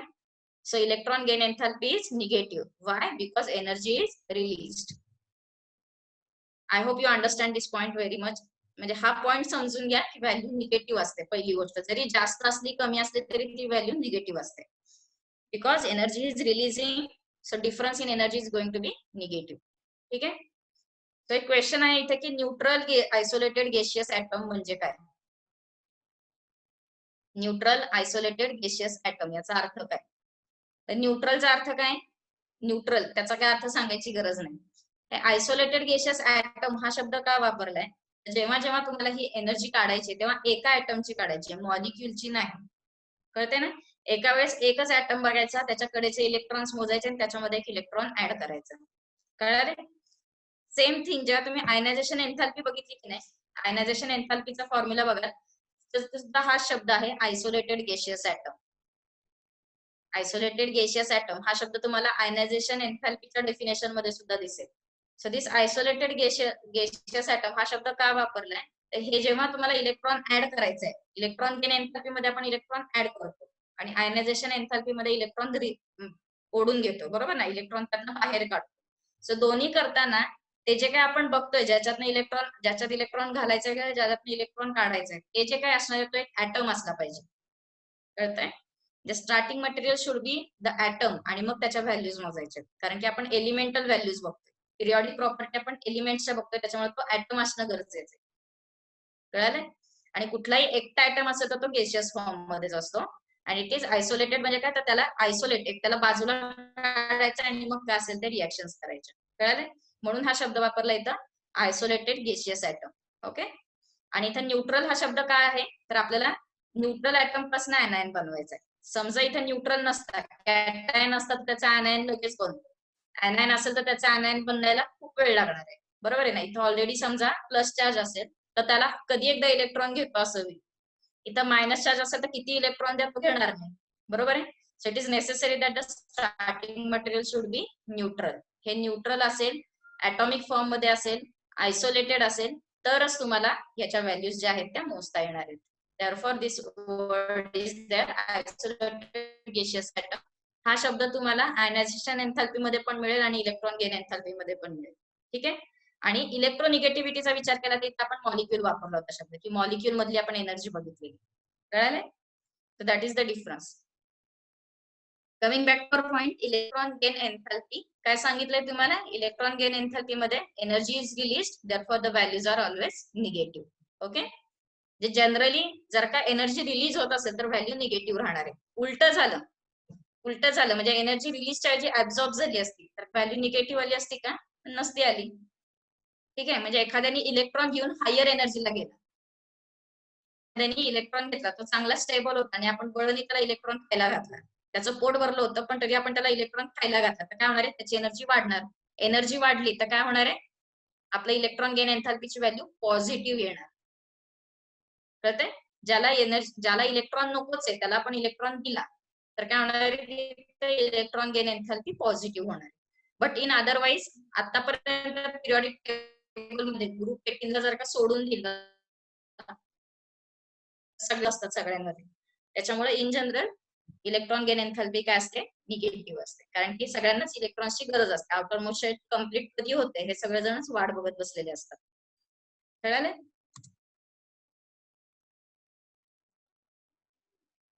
So see how this variation is there.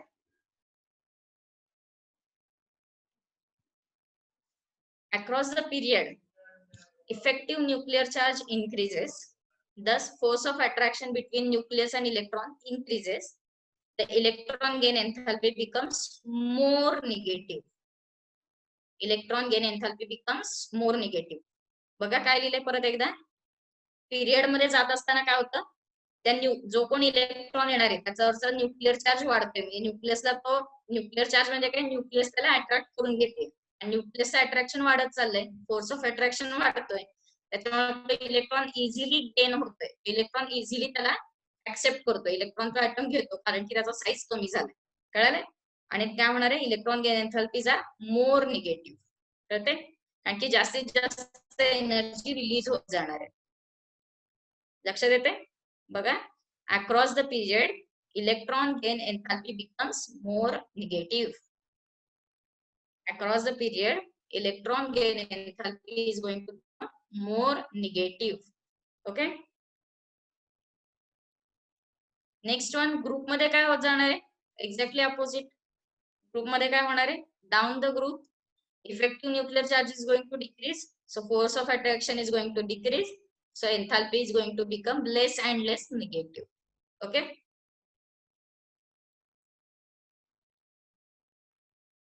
Down the group, effective nuclear charge is going to decrease, force of attraction is going to decrease. So येणारा जो पण इलेक्ट्रॉन आहे, इथे इलेक्ट्रॉन गेन करण्याची जी एन्थॅल्पी आहे, म्हणजे ती न्यूक्लियस ऑलरेडी इतकी लांब आहे त्या इलेक्ट्रॉन पासून की फोर्स ऑफ अट्रॅक्शन कमी आहे, मग ते काय जास्त एनर्जी रिलीज होणार नाही. म्हणजेच काय होणार आहे, व्हॅल्यूज आर लेस. इलेक्ट्रॉन गेन एन्थॅल्पीच्या बाबतीत बोलताना इन्क्रीजेस आणि डिक्रीजेस हे शब्द वापरायचे आहेत. इलेक्ट्रॉन गेन एन्थॅल्पीला आपण नुसतं increases from top to bottom, decreases from right to left वगैरे म्हणायचं नाहीये. तर काय म्हणायचंय, electron gain enthalpy becomes more negative as you go from left to right, and electron gain enthalpy is becoming less negative as we go from top to bottom. कळाले? So this is overall about electron gain enthalpy. एक question आहे की electron affinity आणि electron gain enthalpy मध्ये काय relation आहे का? Electron affinity आणि electron gain enthalpy, is there any relation between the two? So electron gain enthalpy हे काय, तर न्यूट्रल ऍटम आहे आणि त्याला आपण इलेक्ट्रॉन बळणी देतोय, म्हणजे त्याला इलेक्ट्रॉनची गरज आहे का नाही तो विचार न करता आपण त्याला देतोय. कळालं? आणि अफिनिटी म्हणजे काय, नॅचरल अफिनिटी असते की इलेक्ट्रॉन आपल्याला पाहिजे बाबा असं एखाद्याला वाटत असतं. कळालं? गेन एन्थॅल्पी म्हणजे आपण ही थोडक्यात काय नॉन स्पॉन्टेनियस आहे की तो न्यूट्रल ऍटम आहे आणि आपण त्याला आयनायन बनवतोय. ठीक आहे. आणि अफिनिटीला आपण एखाद्याबद्दल आकर्षण असतं. ठीक आहे, ते नॅचरल असतात, सो नॅचरली त्याला इलेक्ट्रॉन पाहिजे असतो. So that is electron affinity which is a natural process. आणि electron gain enthalpy is like artificial की आपण त्याला इलेक्ट्रॉन खायला घालतोय. कळालं? तर दोघांमध्ये रिलेशनशिप म्हणजे मध्ये काही रिलेशनशिप करता येणार नाही, दोन्ही पूर्णपणे वेगळे आहेत. ओके, सो हे लिहून घ्या, मग आपण पुढे जाऊया.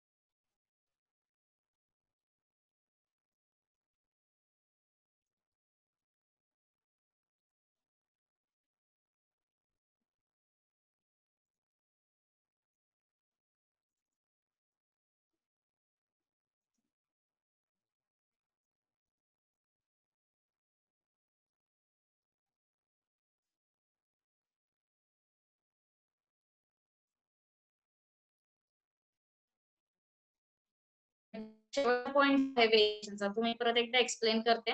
त्यांचं लिहायचं राहिलं असं त्यांनी जरा ब्रेक करा लिखाण का. इकडे लक्ष द्या, मी वेळ देईल तुम्हाला. Variation in group electron gain एन्थॅल्पी in a period. So परत आपण एकदा बघूयात इलेक्ट्रॉन गेन एन्थॅल्पी म्हणजे काय आणि मग व्हेरिएशन कडे जाऊयात. की एखाद्या न्यूट्रल ऍटम आहे, ठीक आहे, एक न्यूट्रल ऍटम आहे. न्यूट्रल याचा अर्थ काय, त्याच्याकडे कोणताच चार्ज नाही, तो आपला शहाणा एकटा बसलेला आहे. पण मी काय केलं, एक इलेक्ट्रॉन आणला आणि त्याच्यामध्ये भरायला घेतला. ठीक आहे, न्यूट्रल आहे याचा अर्थ काय, तर त्याच्याकडे जरी नसलं तरी तो शांत बसलाय, त्याच्याकडचं प्रोटॉन आणि इलेक्ट्रॉनची संख्या सेम आहे. येते लक्षात? प्रोटॉन आणि इलेक्ट्रॉनची संख्या दोन्ही सेम आहे. सो तो न्यूट्रल बसलेला आहे, शांत बसलेला आहे, स्टेबल आहे. पण मी काय केलं, एक इलेक्ट्रॉन ऍड केला. एक इलेक्ट्रॉन ऍड केला, पण काय झालं त्याचा ऑक्टेट कम्प्लीट होत असेल काय होणार एनर्जी रिलीज होईल. त्याला समजा म्हणजे थोडक्यात काय समजा त्याच्या जेवणाची वेळ झाली आहे तो बसला एका ठिकाणी शांत आणि त्याला जेवण भरवलं तर काय होणार आहे तो स्टेबल होणार की बाबा चला आपलं पोट भरलं आता. बरोबर आहे. So what you can say the energy is going to release when the electron is added. Okay, if it is gaining stability, the energy is going to release. So the values are always negative. So this is first point. आता आपण group आणि period मध्ये विचार करूया. Period मध्ये as I go from left to right मी जसं जाईल तसं इफेक्टिव्ह न्यूक्लिअर चार्ज मध्ये काय होत जातं. As I am going from left to right what is happening to effective nuclear charge. It is going to increase. बरोबर आहे ना. इफेक्टिव्ह न्यूक्लिअर चार्ज वाढतो याबद्दल काही इश्यू नाहीये ना तुम्हाला. Effective nuclear charge increases as we move from left to right. ठीक आहे. सो इफेक्टिव्ह न्यूक्लिअर चार्ज वाढला याचा अर्थ काय. न्यूक्लिअर चार्ज वाढला याचा अर्थ काय न्यूक्लियसचा फोर्स ऑफ अट्रॅक्शन वाढतोय. लक्षात येते. न्यूक्लिअर चार्ज याचा अर्थ काय फोर्स ऑफ अट्रॅक्शन. सो न्यूक्लियसचा बाहेरच्या इलेक्ट्रॉन्स मध्ये असणारा फोर्स ऑफ अट्रॅक्शन वाढत चाललाय. फोर्स ऑफ अट्रॅक्शन वाढतंय याच्या लक्षात the force of attraction is increasing. आणि फोर्स ऑफ अट्रॅक्शन कोणामध्ये असतो न्यूक्लियस आणि पेरिफेरल इलेक्ट्रॉन किंवा जो इलेक्ट्रॉन आपण इलेक्ट्रॉन आपण त्याला देतोय की नाही येतोय बाहेरचा इलेक्ट्रॉन जो येतोय त्याच्याकडनं जो force of attraction it is nothing but म्हणजे आपण फोर्स ऑफ अट्रॅक्शन बघतोय आणि तो फोर्स ऑफ अट्रॅक्शन जास्त आहे म्हणून इलेक्ट्रॉन गेन एंथॅल्पी वाढते. ठीक आहे. परत एकदा सांगते किंवा इफेक्टिव्ह न्यूक्लिअर चार्ज ही कन्सेप्ट एकदा आपण समजून घेऊयात. इफेक्टिव्ह न्यूक्लिअर चार्ज हे एकदा समजावून सांगते म्हणजे क्लिअर होईल तुम्हाला. आधी इफेक्टिव्ह हा शब्द विसरून जा न्यूक्लिअर चार्ज पाशी या. Nuclear charge. ठीक आहे. जेव्हा आपण लेफ्ट टू राईट जातो तेव्हा ऍटॉमिक साईज कमी कमी होत जाते. As we move from left to right atomic size is going to decrease. Atomic size कमी कमी व्हायला लागली याचा अर्थ काय होतो तर आउटर मोस्ट जे इलेक्ट्रॉन आहेत व्हॅलन्स शेल मध्ये इलेक्ट्रॉन आहेत ते न्यूक्लियसच्या जास्तीत जास्त जवळ येतात.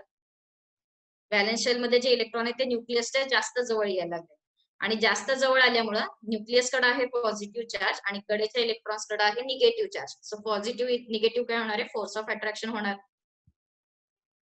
येते लक्षात.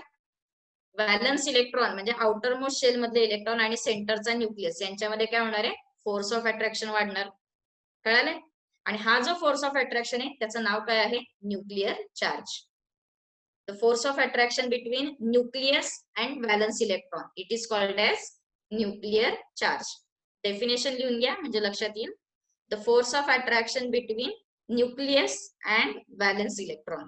Force of attraction between nucleus and valence electron is called as nuclear charge. त्याला काय म्हणलं न्यूक्लिअर चार्ज. कळालंय. पण न्यूक्लियस आणि व्हॅलन्स इलेक्ट्रॉन यांच्यामध्ये कोण असतं काय सांगते बघा. सेंटरला न्यूक्लियस आणि valence electron outer most shell मध्ये या दोघांमधला फोर्स ऑफ अट्रॅक्शन म्हणजे न्यूक्लिअर चार्ज. पण या दोघांच्या मध्ये कोण असतं तर बाकीचे इलेक्ट्रॉन्स असतात इनर शेल इलेक्ट्रॉन्स असतात. बरोबर. मग शेवटच्या इलेक्ट्रॉनला न्यूक्लिअर जरी ओढत असले तरी मधले इलेक्ट्रॉन काय करणार आहे त्याला बाहेर ढकलणार. बरोबर आहे. मधले इलेक्ट्रॉन त्याला बाहेर ढकलणार आणि त्यालाच आपण काय म्हणतो स्क्रीनिंग इफेक्ट किंवा शिल्डिंग इफेक्ट. कळालंय. एक जण त्याला आतमध्ये ओढतोय आणि काही जण त्याला बाहेर ढकलतोय. येते लक्षात. आणि त्याला शब्द काय वापरलो आपण स्क्रीनिंग इफेक्ट किंवा शिल्डिंग इफेक्ट. आणि शिल्डिंग इफेक्ट काय झाला force of repulsion. Screening effect काय होणार आहे फोर्स ऑफ रिपल्शन. कळालं. आता दोन्ही डेफिनेशन मी परत सांगते लक्ष द्या. Nuclear charge is force of attraction between nucleus and valence shell. काय सांगते बघा. Nuclear charge is the force of attraction between nuclear and valence shell electrons. आणि स्क्रीनिंग इफेक्ट याचा अर्थ काय screening effect is the force of repulsion between inner shell electrons and valence electrons. Force of repulsion screening effect is force of repulsion between inner shell electrons and valence electrons. कळाला दोन्हीतला फरक.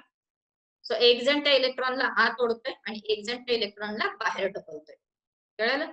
एक आत ओढतोय आणि एक बाहेर ढकलतोय. मग त्या इलेक्ट्रॉननी काय करायचं बाबा आत तरी गेलं की बाहेर ढकलतोय बाहेर गेले की आत ओढलं जातं. त्याने काय करायचं मग तो काय करतो काय जास्त आहे ते बघतो. न्यूक्लिअर चार्ज जास्त आहे का रिपल्शन जास्त आहे म्हणजे थोडक्यात काय करतो फोर्स ऑफ अट्रॅक्शन आणि फोर्स ऑफ रिपल्शन या दोघांची वजाबाकी करायची.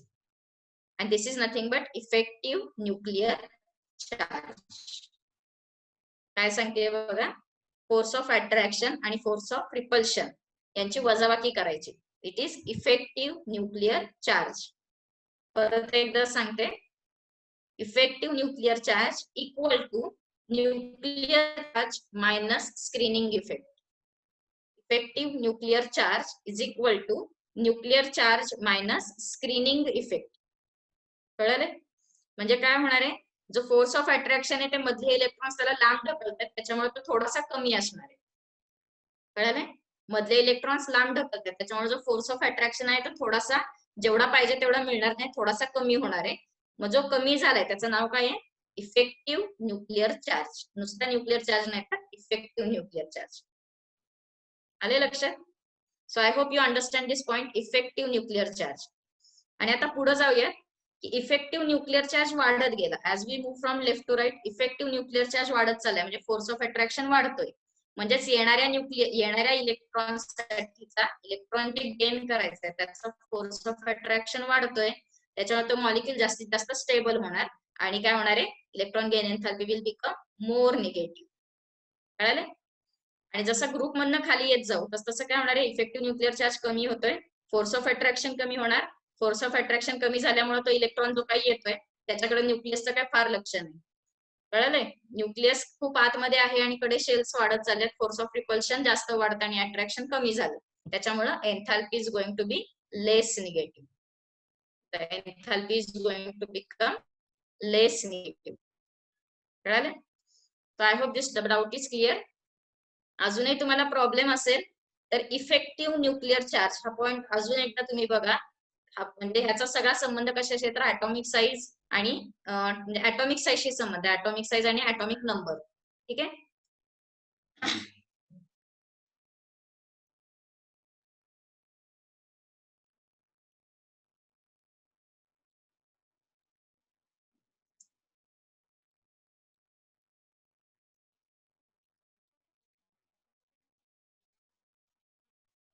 Let us move on to the next point. Electron gain enthalpy समजलंय तुम्हाला. आता आपण ट्रेंड मध्ये जाऊयात आपला, कारण की हा टॉपिक नाहीच आहे, हे तुम्हाला 11वीत झालेलं आहे. आता आपण पुढे जाऊयात. पुढे काय बघायचं आपल्याला,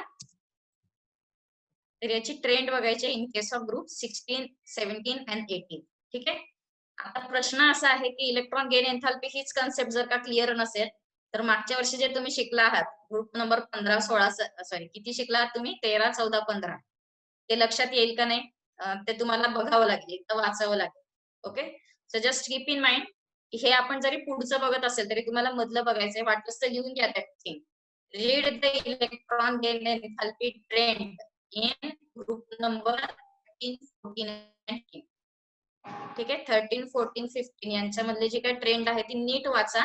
म्हणजे आता मी सांगते ते एक्सप्लेनेशन पण ऐका, म्हणजे तुम्हाला ते वाचलेलं सोपं जाईल. कायम लक्षात ठेवा 11वीतला धडा आहे म्हणून तो करायचा नाही असं समजू नका. Okay. So let us start with group 16 elements.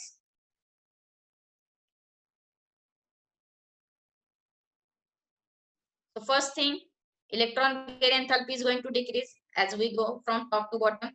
बरोबर आहे. So it is okay. म्हणजे ग्रुप 16 मध्ये सुद्धा इलेक्ट्रॉन गेन एन्थॅल्पी काय होत जाते,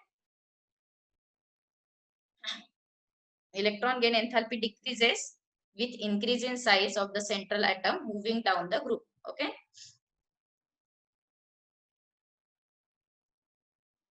See the values. First thing, negative values आहेत. निगेटिव्ह याचा अर्थ काय, परत एकदा सांगते. Electron gain एन्थॅल्पी why it is negative, because after acquiring the electron they are going to release energy. After acquiring the electron they are going to release energy. Energy release करणार आहेत आणि मग त्याच्यामुळे त्या व्हॅल्यूज पहिली गोष्ट काय निगेटिव्ह आहेत. and as you go from top to bottom you see gradual decrease in the value. ठीक आहे. इथं काहीतरी गोंधळ आहे, तुम्ही नंतर सांगते. सल्फरपासून खाली येत गेला तर व्हॅल्यूज कमी कमी झालेल्या दिसतील. ऑक्सिजनच्या बाबतीत जरा काहीतरी गडबड आहे, ती प्रिंटिंग मिस्टेक नाहीये, हे आधी सांगते. So just write down this sentence and these values first, and then we'll see the explanation for oxygen.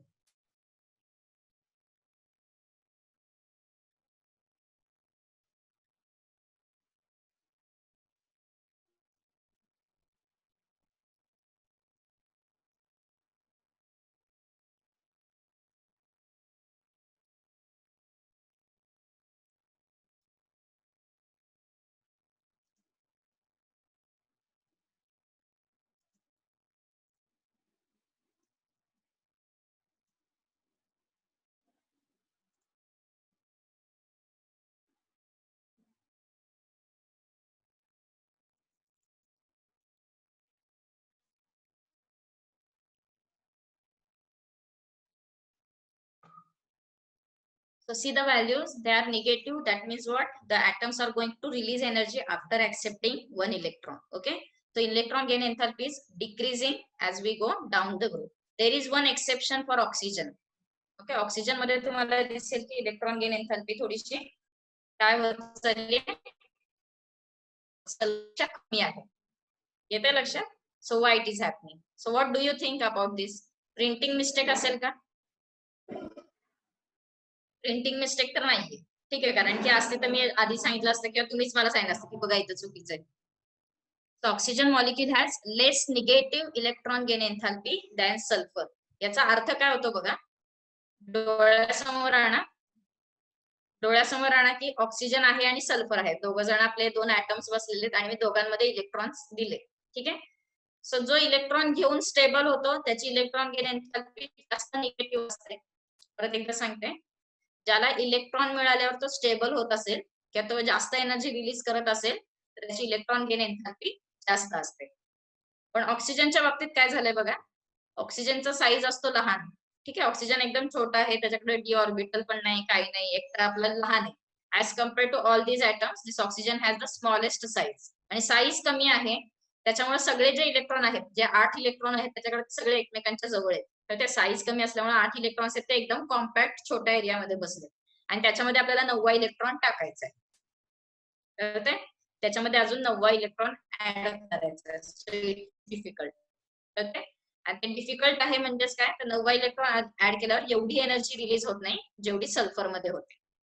तर ते ऑक्सिजनचा साईज स्मॉल असल्यामुळं त्याच्यामध्ये एक्स्ट्राचा इलेक्ट्रॉन टाकला की काय एनर्जी रिलीज व्हायला पाहिजे त्यापेक्षा कमी होते, कारण की साईज स्मॉल आहे त्याच्यामुळं इलेक्ट्रॉन सगळे एकमेकांच्या जवळ जवळ आहेत. फोर्स ऑफ रिपल्शन जास्त आहे अट्रॅक्शन पेक्षा. कळाले? पण तसं सल्फरच्या बाबतीत काय, म्हणजे थोडक्यात काय, ऑक्सिजन कुठं राहतो तर एका छोट्याशा खोलीत राहतो आणि सल्फर राहतो 2 BHK मध्ये. सो 2 BHK मध्ये राहत असल्यामुळे एक इलेक्ट्रॉन ऍड झाला त्याला काही एवढं वाटलं नाही. पण ऑक्सिजन एकदम छोट्याशा 10x10च्या खोलीत राहतोय. ऑलरेडी त्याच्याकडे 8 जण त्या एका खोलीत राहतात आणि त्यात आता अजून एक इलेक्ट्रॉन ऍड झाला. कळालं? तो इलेक्ट्रॉनला ऍक्सेप्ट करतो, एनर्जी रिलीज करतो, but this energy is less than sulphur and the reason is what, the size of oxygen. Okay, ऑक्सिजनची साईज खूप लहान आहे. सो छोट्या स्ट्रक्चर मध्ये अजून एक इलेक्ट्रॉन ऍड केला तर फार मोठी एनर्जी रिलीज होणार नाही. कळालं? So the oxygen molecule has less negative electron gain enthalpy than sulfur. So oxygen, because of its compressed nature म्हणजे काय, small atomic size, experiences more repulsion between the electrons already present and approaching electron. कळालं? Already 8 जण आहेच आहेत, 8 electrons त्याच्याकडे आहेच आहेत आणि काय केलंय, अजून एक 9वा आपण एन्थॅल्पी गेन करतोय म्हणजे इलेक्ट्रॉन गेन करतोय. सो येणारा इलेक्ट्रॉन आणि ऑलरेडी प्रेझेंट असलेले त्यांच्यामध्ये फोर्स ऑफ रिपल्शन होतं आणि electron gain एन्थॅल्पी becomes less negative.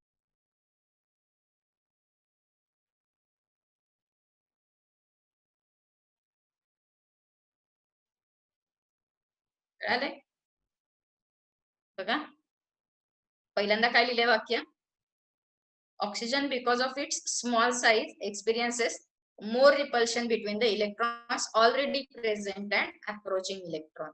So there is a electron repulsion. Because of these electron repulsions, oxygen particle has lesser inclination than sulfur to accept additional electron. Inclination चा अर्थ काल पण सांगितलं होतं, inclination म्हणजे काय, टेंडन्सी. ठीक आहे. So काय, oxygen has less tendency than sulfur to accept additional electron. Naveen electron घेण्यासाठी सल्फर वेलकम करतो इलेक्ट्रॉनला, ऑक्सिजन काय म्हणतो ठीक आहे आलास तरी आहे असं. I hope this point is clear to you. Oxygen molecule has less electron gain enthalpy than sulfur. So electron gain हे कळालंय का तुम्हाला? तर डाऊट असेल तर विचारा की हे असं का झालं वगैरे, अजून काही प्रश्न असेल तर विचारू शकता तुम्ही. अदरवाईज आपण पुढे जाऊयात म्हणजे याच्यावरती प्रश्न काय विचारतात ते सांगते. Electron gain एन्थॅल्पी. Okay, what is the trend of electron gain enthalpy? So most negative is sulfur, then selenium, then tellurium, then polonium and then oxygen. Okay, oxygen चा नंबर लास्ट ला आहे. नॉर्मली आपण काय करतो OSS PO अशी एक line असते, पण तसं नाहीये. तर काय होणार आहे, थोडासा सिक्वेन्स मध्ये बदल होतो. ऑक्सिजन लास्ट नंबरला टाकायचा, सल्फर फर्स्ट जाणार. कळाले? And reason is atomic size of oxygen. ठीक आहे. तर त्या पद्धतीने याच्यामध्ये क्वेश्चन विचारतात. जिथं ट्रेंड मध्ये काहीतरी सिक्वेन्स चुकलेला असतो तिथं प्रश्न येणार, म्हणजे तिथं तुम्हाला MCQs मध्ये तो क्वेश्चन विचारला जातो. हे लक्षात ठेवा. So write down all these points and then we'll move to next point.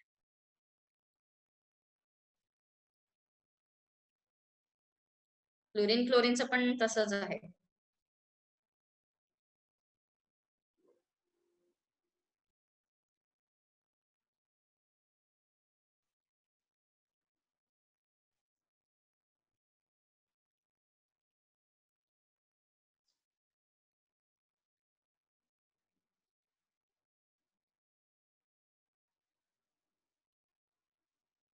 कळालाय हा पॉइंट? आपल्या ऍटॉमिक प्रॉपर्टीज झाल्या की आपल्याला फिजिकल प्रॉपर्टीज बघायच्या. फिजिकल आणि ऍटॉमिक प्रॉपर्टीज कम्प्लीट झाल्या की आपण याच्यावरचे क्वेश्चन आन्सर सॉल्व्ह करू, म्हणजे आपलं क्लॅरिटी होईल सगळ्या कन्सेप्ट मध्ये, आणि मग पुढे जाऊया. ठीक आहे. ऍटॉमिक प्रॉपर्टीज म्हणजे आतापर्यंत आपण कोणकोणत्या बघितल्यात? पहिल्यांदा बघितलं ऍटॉमिक साईज, त्याच्यानंतर आयनायझेशन पोटेन्शियल, इलेक्ट्रोनिगेटिव्हिटी, आता बघतो electron gain एन्थॅल्पी.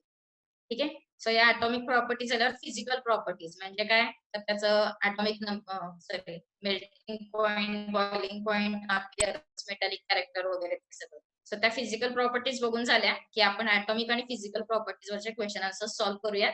So idea clear होईल. सो ज्या वेळेस आपल्याला सॉल्व्ह करायचं त्यावेळेस हे सगळ्या नोट्स घेऊन बसायच्या. झालंय सगळ्यांचे घेऊन पुढे जायचं?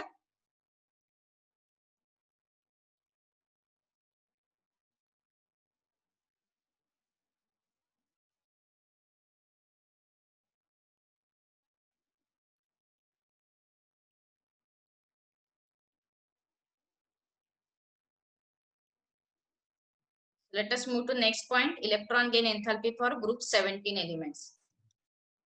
So again the same trend and same concept की दोन्ही मध्ये जे झाले, जे ऑक्सिजन बाबतीत झाले तेच इथं होतं. So you can see the values. हे आपण नंतर वाचूयात, आधी व्हॅल्यूज बघा. FCl, you can see the most negative values are here. ठीक आहे. हा जो निगेटिव्हनेस आहे तो खूप जास्त आहे. तुम्ही ग्रुप नंबर 13, 14, 15 इलेक्ट्रॉन गेन एन्थॅल्पीच्या व्हॅल्यूज एकदा चेक करा, म्हणजे लक्षात येईल. These are much more negative values. आणि परत इथं तुम्हाला दिसेल की F आणि Cl यांच्यामध्ये कॉम्पिटिशन आहे. F आणि Cl मध्ये काय झालंय, तर फ्लोरीनची electron gain enthalpy value less negative आहे as compare to chlorine. And again the reason is same, जे ऑक्सिजन आणि सल्फरच्या बाबतीत होतं तेच इथे रिझन आहे की फ्लोरीनची साईज कमी आहे, त्याच्यामुळे त्याची इलेक्ट्रॉन गेन एन्थॅल्पी कमी आहे. कळाले? Just see what is written over here. Oxygen has the most extreme electron gain enthalpy. Sorry, most extreme negative electron gain enthalpy. Because after accepting one electron, it acquires nearest noble gas configuration. Okay? लक्षात येते? हे in particular time frames ते नंतर बघूयात आपण. पहिलं वाक्य काय आहे ते समजून घ्या.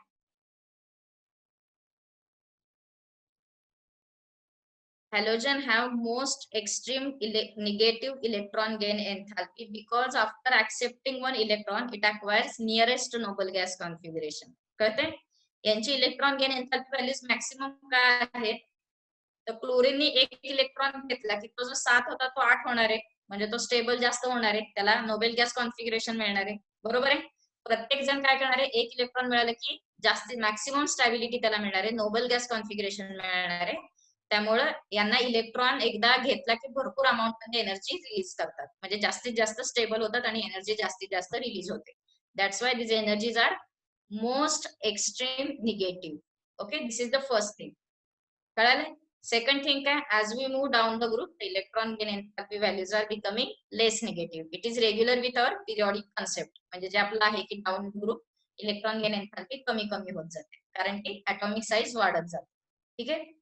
इथं तुम्हाला फ्लोरीन, क्लोरीन, ब्रोमिन, आयोडीनच्या व्हॅल्यूज मिळतील, ऍस्टॅटिनच्या मिळणार नाहीत. रिझन काय आहे, म्हणजे रिझन असं काही नाहीये, पण हा रेडिओ ऍक्टिव्ह एलिमेंट असल्यामुळे त्याच्या जास्त रिएक्टिव्हिटी किंवा त्याच्या जास्त प्रॉपर्टी स्टडी केलेल्या नसतात. ठीक आहे. Even in case of polonium, म्हणजे आता मला आठवत नाही पोलोनियमची व्हॅल्यू लिहिली होती. अदरवाईज जे रेडिओ ऍक्टिव्ह एलिमेंट्स आहेत किंवा अजूनही इथून पुढे म्हणजे ग्रुप 17, 16 आणि 17 यांचं जर का बघितलं तर पोलोनियम आणि ऍस्ट्राटिन इव्हन याच्यातला ग्रुप 18 मधला आरएन यांच्या ज्या रिॲक्टिव्हिटीज आहेत किंवा यांच्या ज्या व्हॅल्यूज आहेत त्या जास्त काढलेल्या नाहीये. रिझन काय आहे तर ते रेडिओ ऍक्टिव्ह आहेत, सो ते जास्त स्टडी केले जात नाही. कारण की रेडिओ ऍक्टिव्हिटी कळते ना, रेडिओ ऍक्टिव्ह एलिमेंट मध्ये अल्फा बीटा गॅमा रेज बाहेर पडणार आहे, तर ते स्टडी करणं खूप डिफिकल्ट जातं. ठीक आहे, म्हणजे त्यांच्या न्यूक्लिअर प्रॉपर्टी स्टडी केल्या जातात, ऍटॉमिक नाही. काय सांगते बघा, हे रेडिओ ऍक्टिव्ह एलिमेंट्स आहेत म्हणजे न्यूक्लियस मधले रिएक्शन्स जे आहेत त्यांच्याकडे यांचं कॉन्सन्ट्रेशन आहे. ऍटॉमिक प्रॉपर्टीज म्हणजे कडेचे जे इलेक्ट्रॉन्स आहेत, इलेक्ट्रॉनिक कॉन्फिगरेशन वगैरे, त्या प्रॉपर्टीज कडे जास्त त्या बघायची गरज नाही. कारण की ऍस्टॅटिनचे कोणते एलिमेंट्स आपण डे टू डे लाईफ मध्ये वापरत पण नाही, त्याचा उपयोग आपल्याला रेग्युलर युज नाहीच आहे. कळाले? So compare the values of FCl VRI. Even तुम्ही जेव्हा एमसीक्यूज वगैरे सॉल्व्ह कराल हॅलोजन्सच्या बाबतीत, तेव्हा FCl VRI यांच्याच मध्ये बघायचं आपल्याला, ऍस्टॅटिनचं काहीच बघायचं नाही. कळाले? So electron gain enthalpy becomes less negative as moving down the group. In a particular time frame हे वाक्य ऍक्च्युअली खालच्या ओळीतलं होतं, ते काय लिहू नका तुम्ही. So again here the same problem with as it was with oxygen, that fluorine has less negative electron gain enthalpy than chlorine. And reason काय आहे? Reason काय असणार त्याचं? Due to the small size of fluorine atom, approaching electron encounters more repulsion from electrons that are already present. Okay. So electron repulsion increases, or that due to this electron repulsion, the force of attraction decreases and the electron gain enthalpy becomes less negative. कळाले?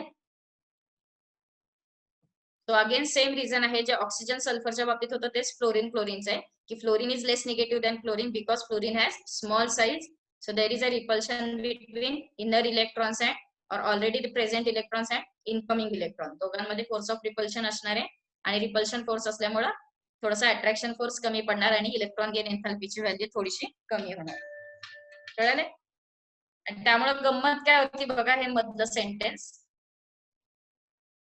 की आपण काय सांगितलं, electron gain enthalpy when we are going from period from left to right more and more negative होत चालली आणि group number 17 ला maximum negative आहे. कळते?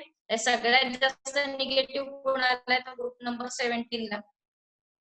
ठीक आहे, आणि normally as we go from top to bottom the negative value are going to decrease.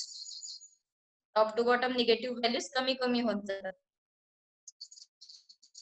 म्हणजे जसं आपण इलेक्ट्रोनिगेटिव्हिटीच्या बाबतीत बघितलं आठवत असेल तर इलेक्ट्रोनिगेटिव्हिटी म्हणजे राईट साइडला मॅक्सिमम निगेटिव्ह आणि टॉपला मॅक्सिमम इलेक्ट्रोनिगेटिव्ह, त्याच्यामुळे फ्लोरीन मॅक्सिमम इलेक्ट्रोनिगेटिव्ह झालं. तसंच इथं काय होतंय बघा, सगळ्यात मॅक्सिमम निगेटिव्ह कोण आहे तर 17 वाला, म्हणजेच कोण, FCl VRI. आणि त्यांच्यामध्ये मॅक्सिमम नंबर कोणाचा आहे, क्लोरीनचा. क्लोरीन पेक्षा सुद्धा क्लोरीनची इलेक्ट्रॉन गेन एन्थॅल्पी व्हॅल्यू जास्त निगेटिव्ह आहे. कळाले? So it is written over here, chlorine has most extreme negative electron gain enthalpy among every one of the elements. कळते?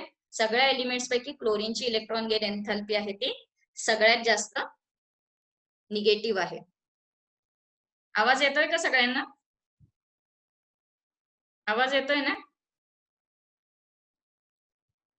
तेव्हा तुम्हाला साऊंड मध्ये प्रॉब्लेम येईल तेव्हा एकदा तुमच्या मोबाईलची पण रेंज बघत जा, कारण की मला इथं आता रेंज आहे, अदरवाईज मला इथं रेंज नसली की मी विचारतेच आवाज येतोय का. कधी कधी प्रॉब्लेम तिकडं पण येऊ शकतो, सो त्यावेळेस जरा तुम्ही एकदा तुमच्या मोबाईलची रेंज पण बघत जा आणि मग त्यानुसार ठरवून जा. So I hope this point is clear up to this group number 17.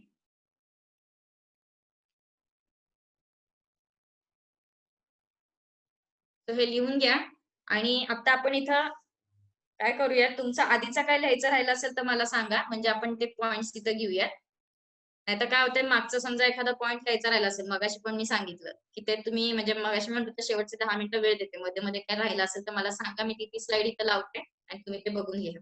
ठीक आहे, आणि काही डाऊट्स असतील तर विचारू शकता आता तुम्ही.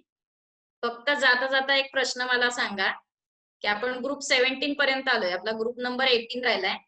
What do you think about electron gain enthalpy of group number 18? बघा बरं त्याचं उत्तर देता येते का. What do you think of the electron gain enthalpy of group number 18.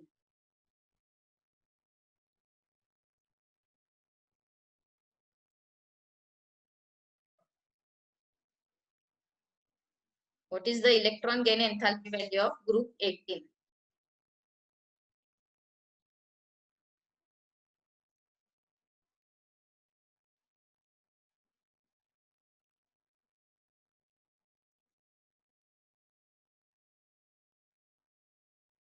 Group 18 चा ऑर्बिट कंप्लीट आहे हे मला माहिती आहे. त्याच्याकडे 8 इलेक्ट्रॉन्स असतात हे माहिती आहे. आपल्याला इलेक्ट्रॉन गेन एन्थॅल्पीचा प्रश्न आहे.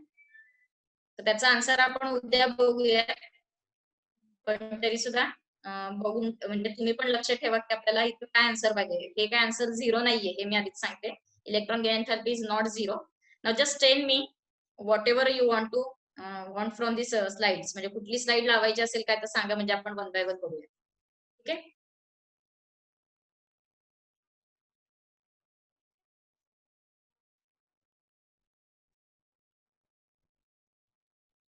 आय थिंक इलेक्ट्रॉनिक कॉन्फिगरेशन वगैरे झालं असेल. फर्स्ट स्लाइड नका सांगू, मला नाव सांगा तुम्हाला काय पाहिजे ते.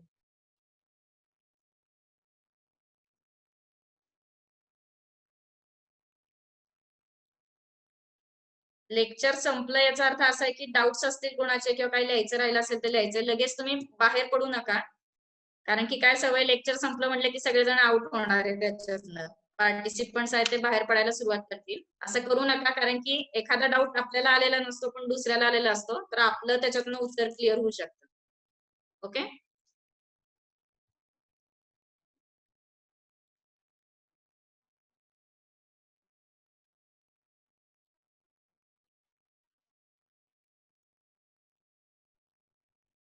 लगेच बाहेर पडायची गडबड करू नका पार्टिसिपंट्सनी. हा वेळ कशासाठी दिलाय तर तुम्ही तुमच्या वहीमध्ये बघा एखादा पॉईंट लिहायचा राहिला असेल तर विचारू शकता किंवा काहीतरी सपोज तुम्हाला कळालेलं नसेल तर तेही विचारलं तरी चालते.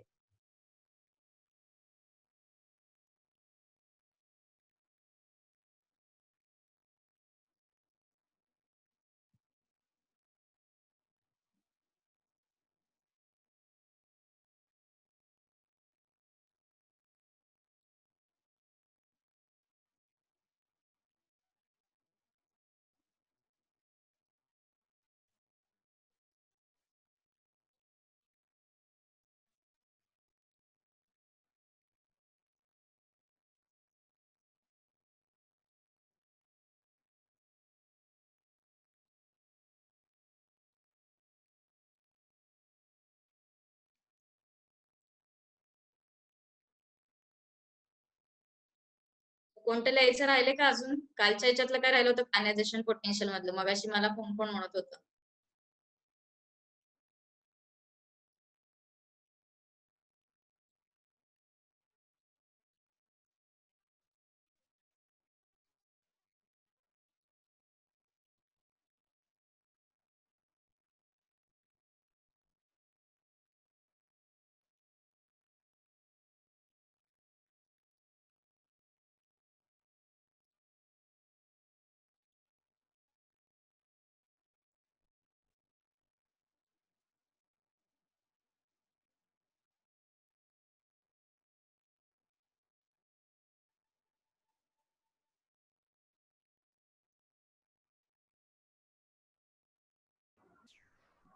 चला मॅम एंड करूया. हो चालेल. अजून कोणाचं काय लिहायचं राहिलं असेल तर मी थांबले होते. ठीक आहे ठीक आहे.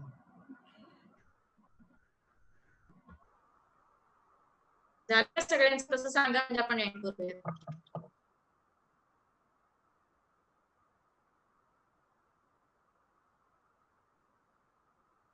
ओके ठीक आहे. So will stop here. आणि उद्या येताना हे जे आपण आत्ताचे बघितले त्या ट्रेंड्स नीट समजून घ्या म्हणजे तुम्हाला फिजिकल प्रॉपर्टीज समजायला मदत होईल. ठीक आहे. आणि जमलं ग्रुप 15, 16, 17 सॉरी पहिले जे ग्रुप आहेत 13, 14, 15 त्याचं तुम्ही जरा नीट अभ्यास करून या. अजूनही तुमचं ते क्लिअर नाहीये कन्सेप्ट. त्याशिवाय तुम्हाला पुढचं समजणार नाही.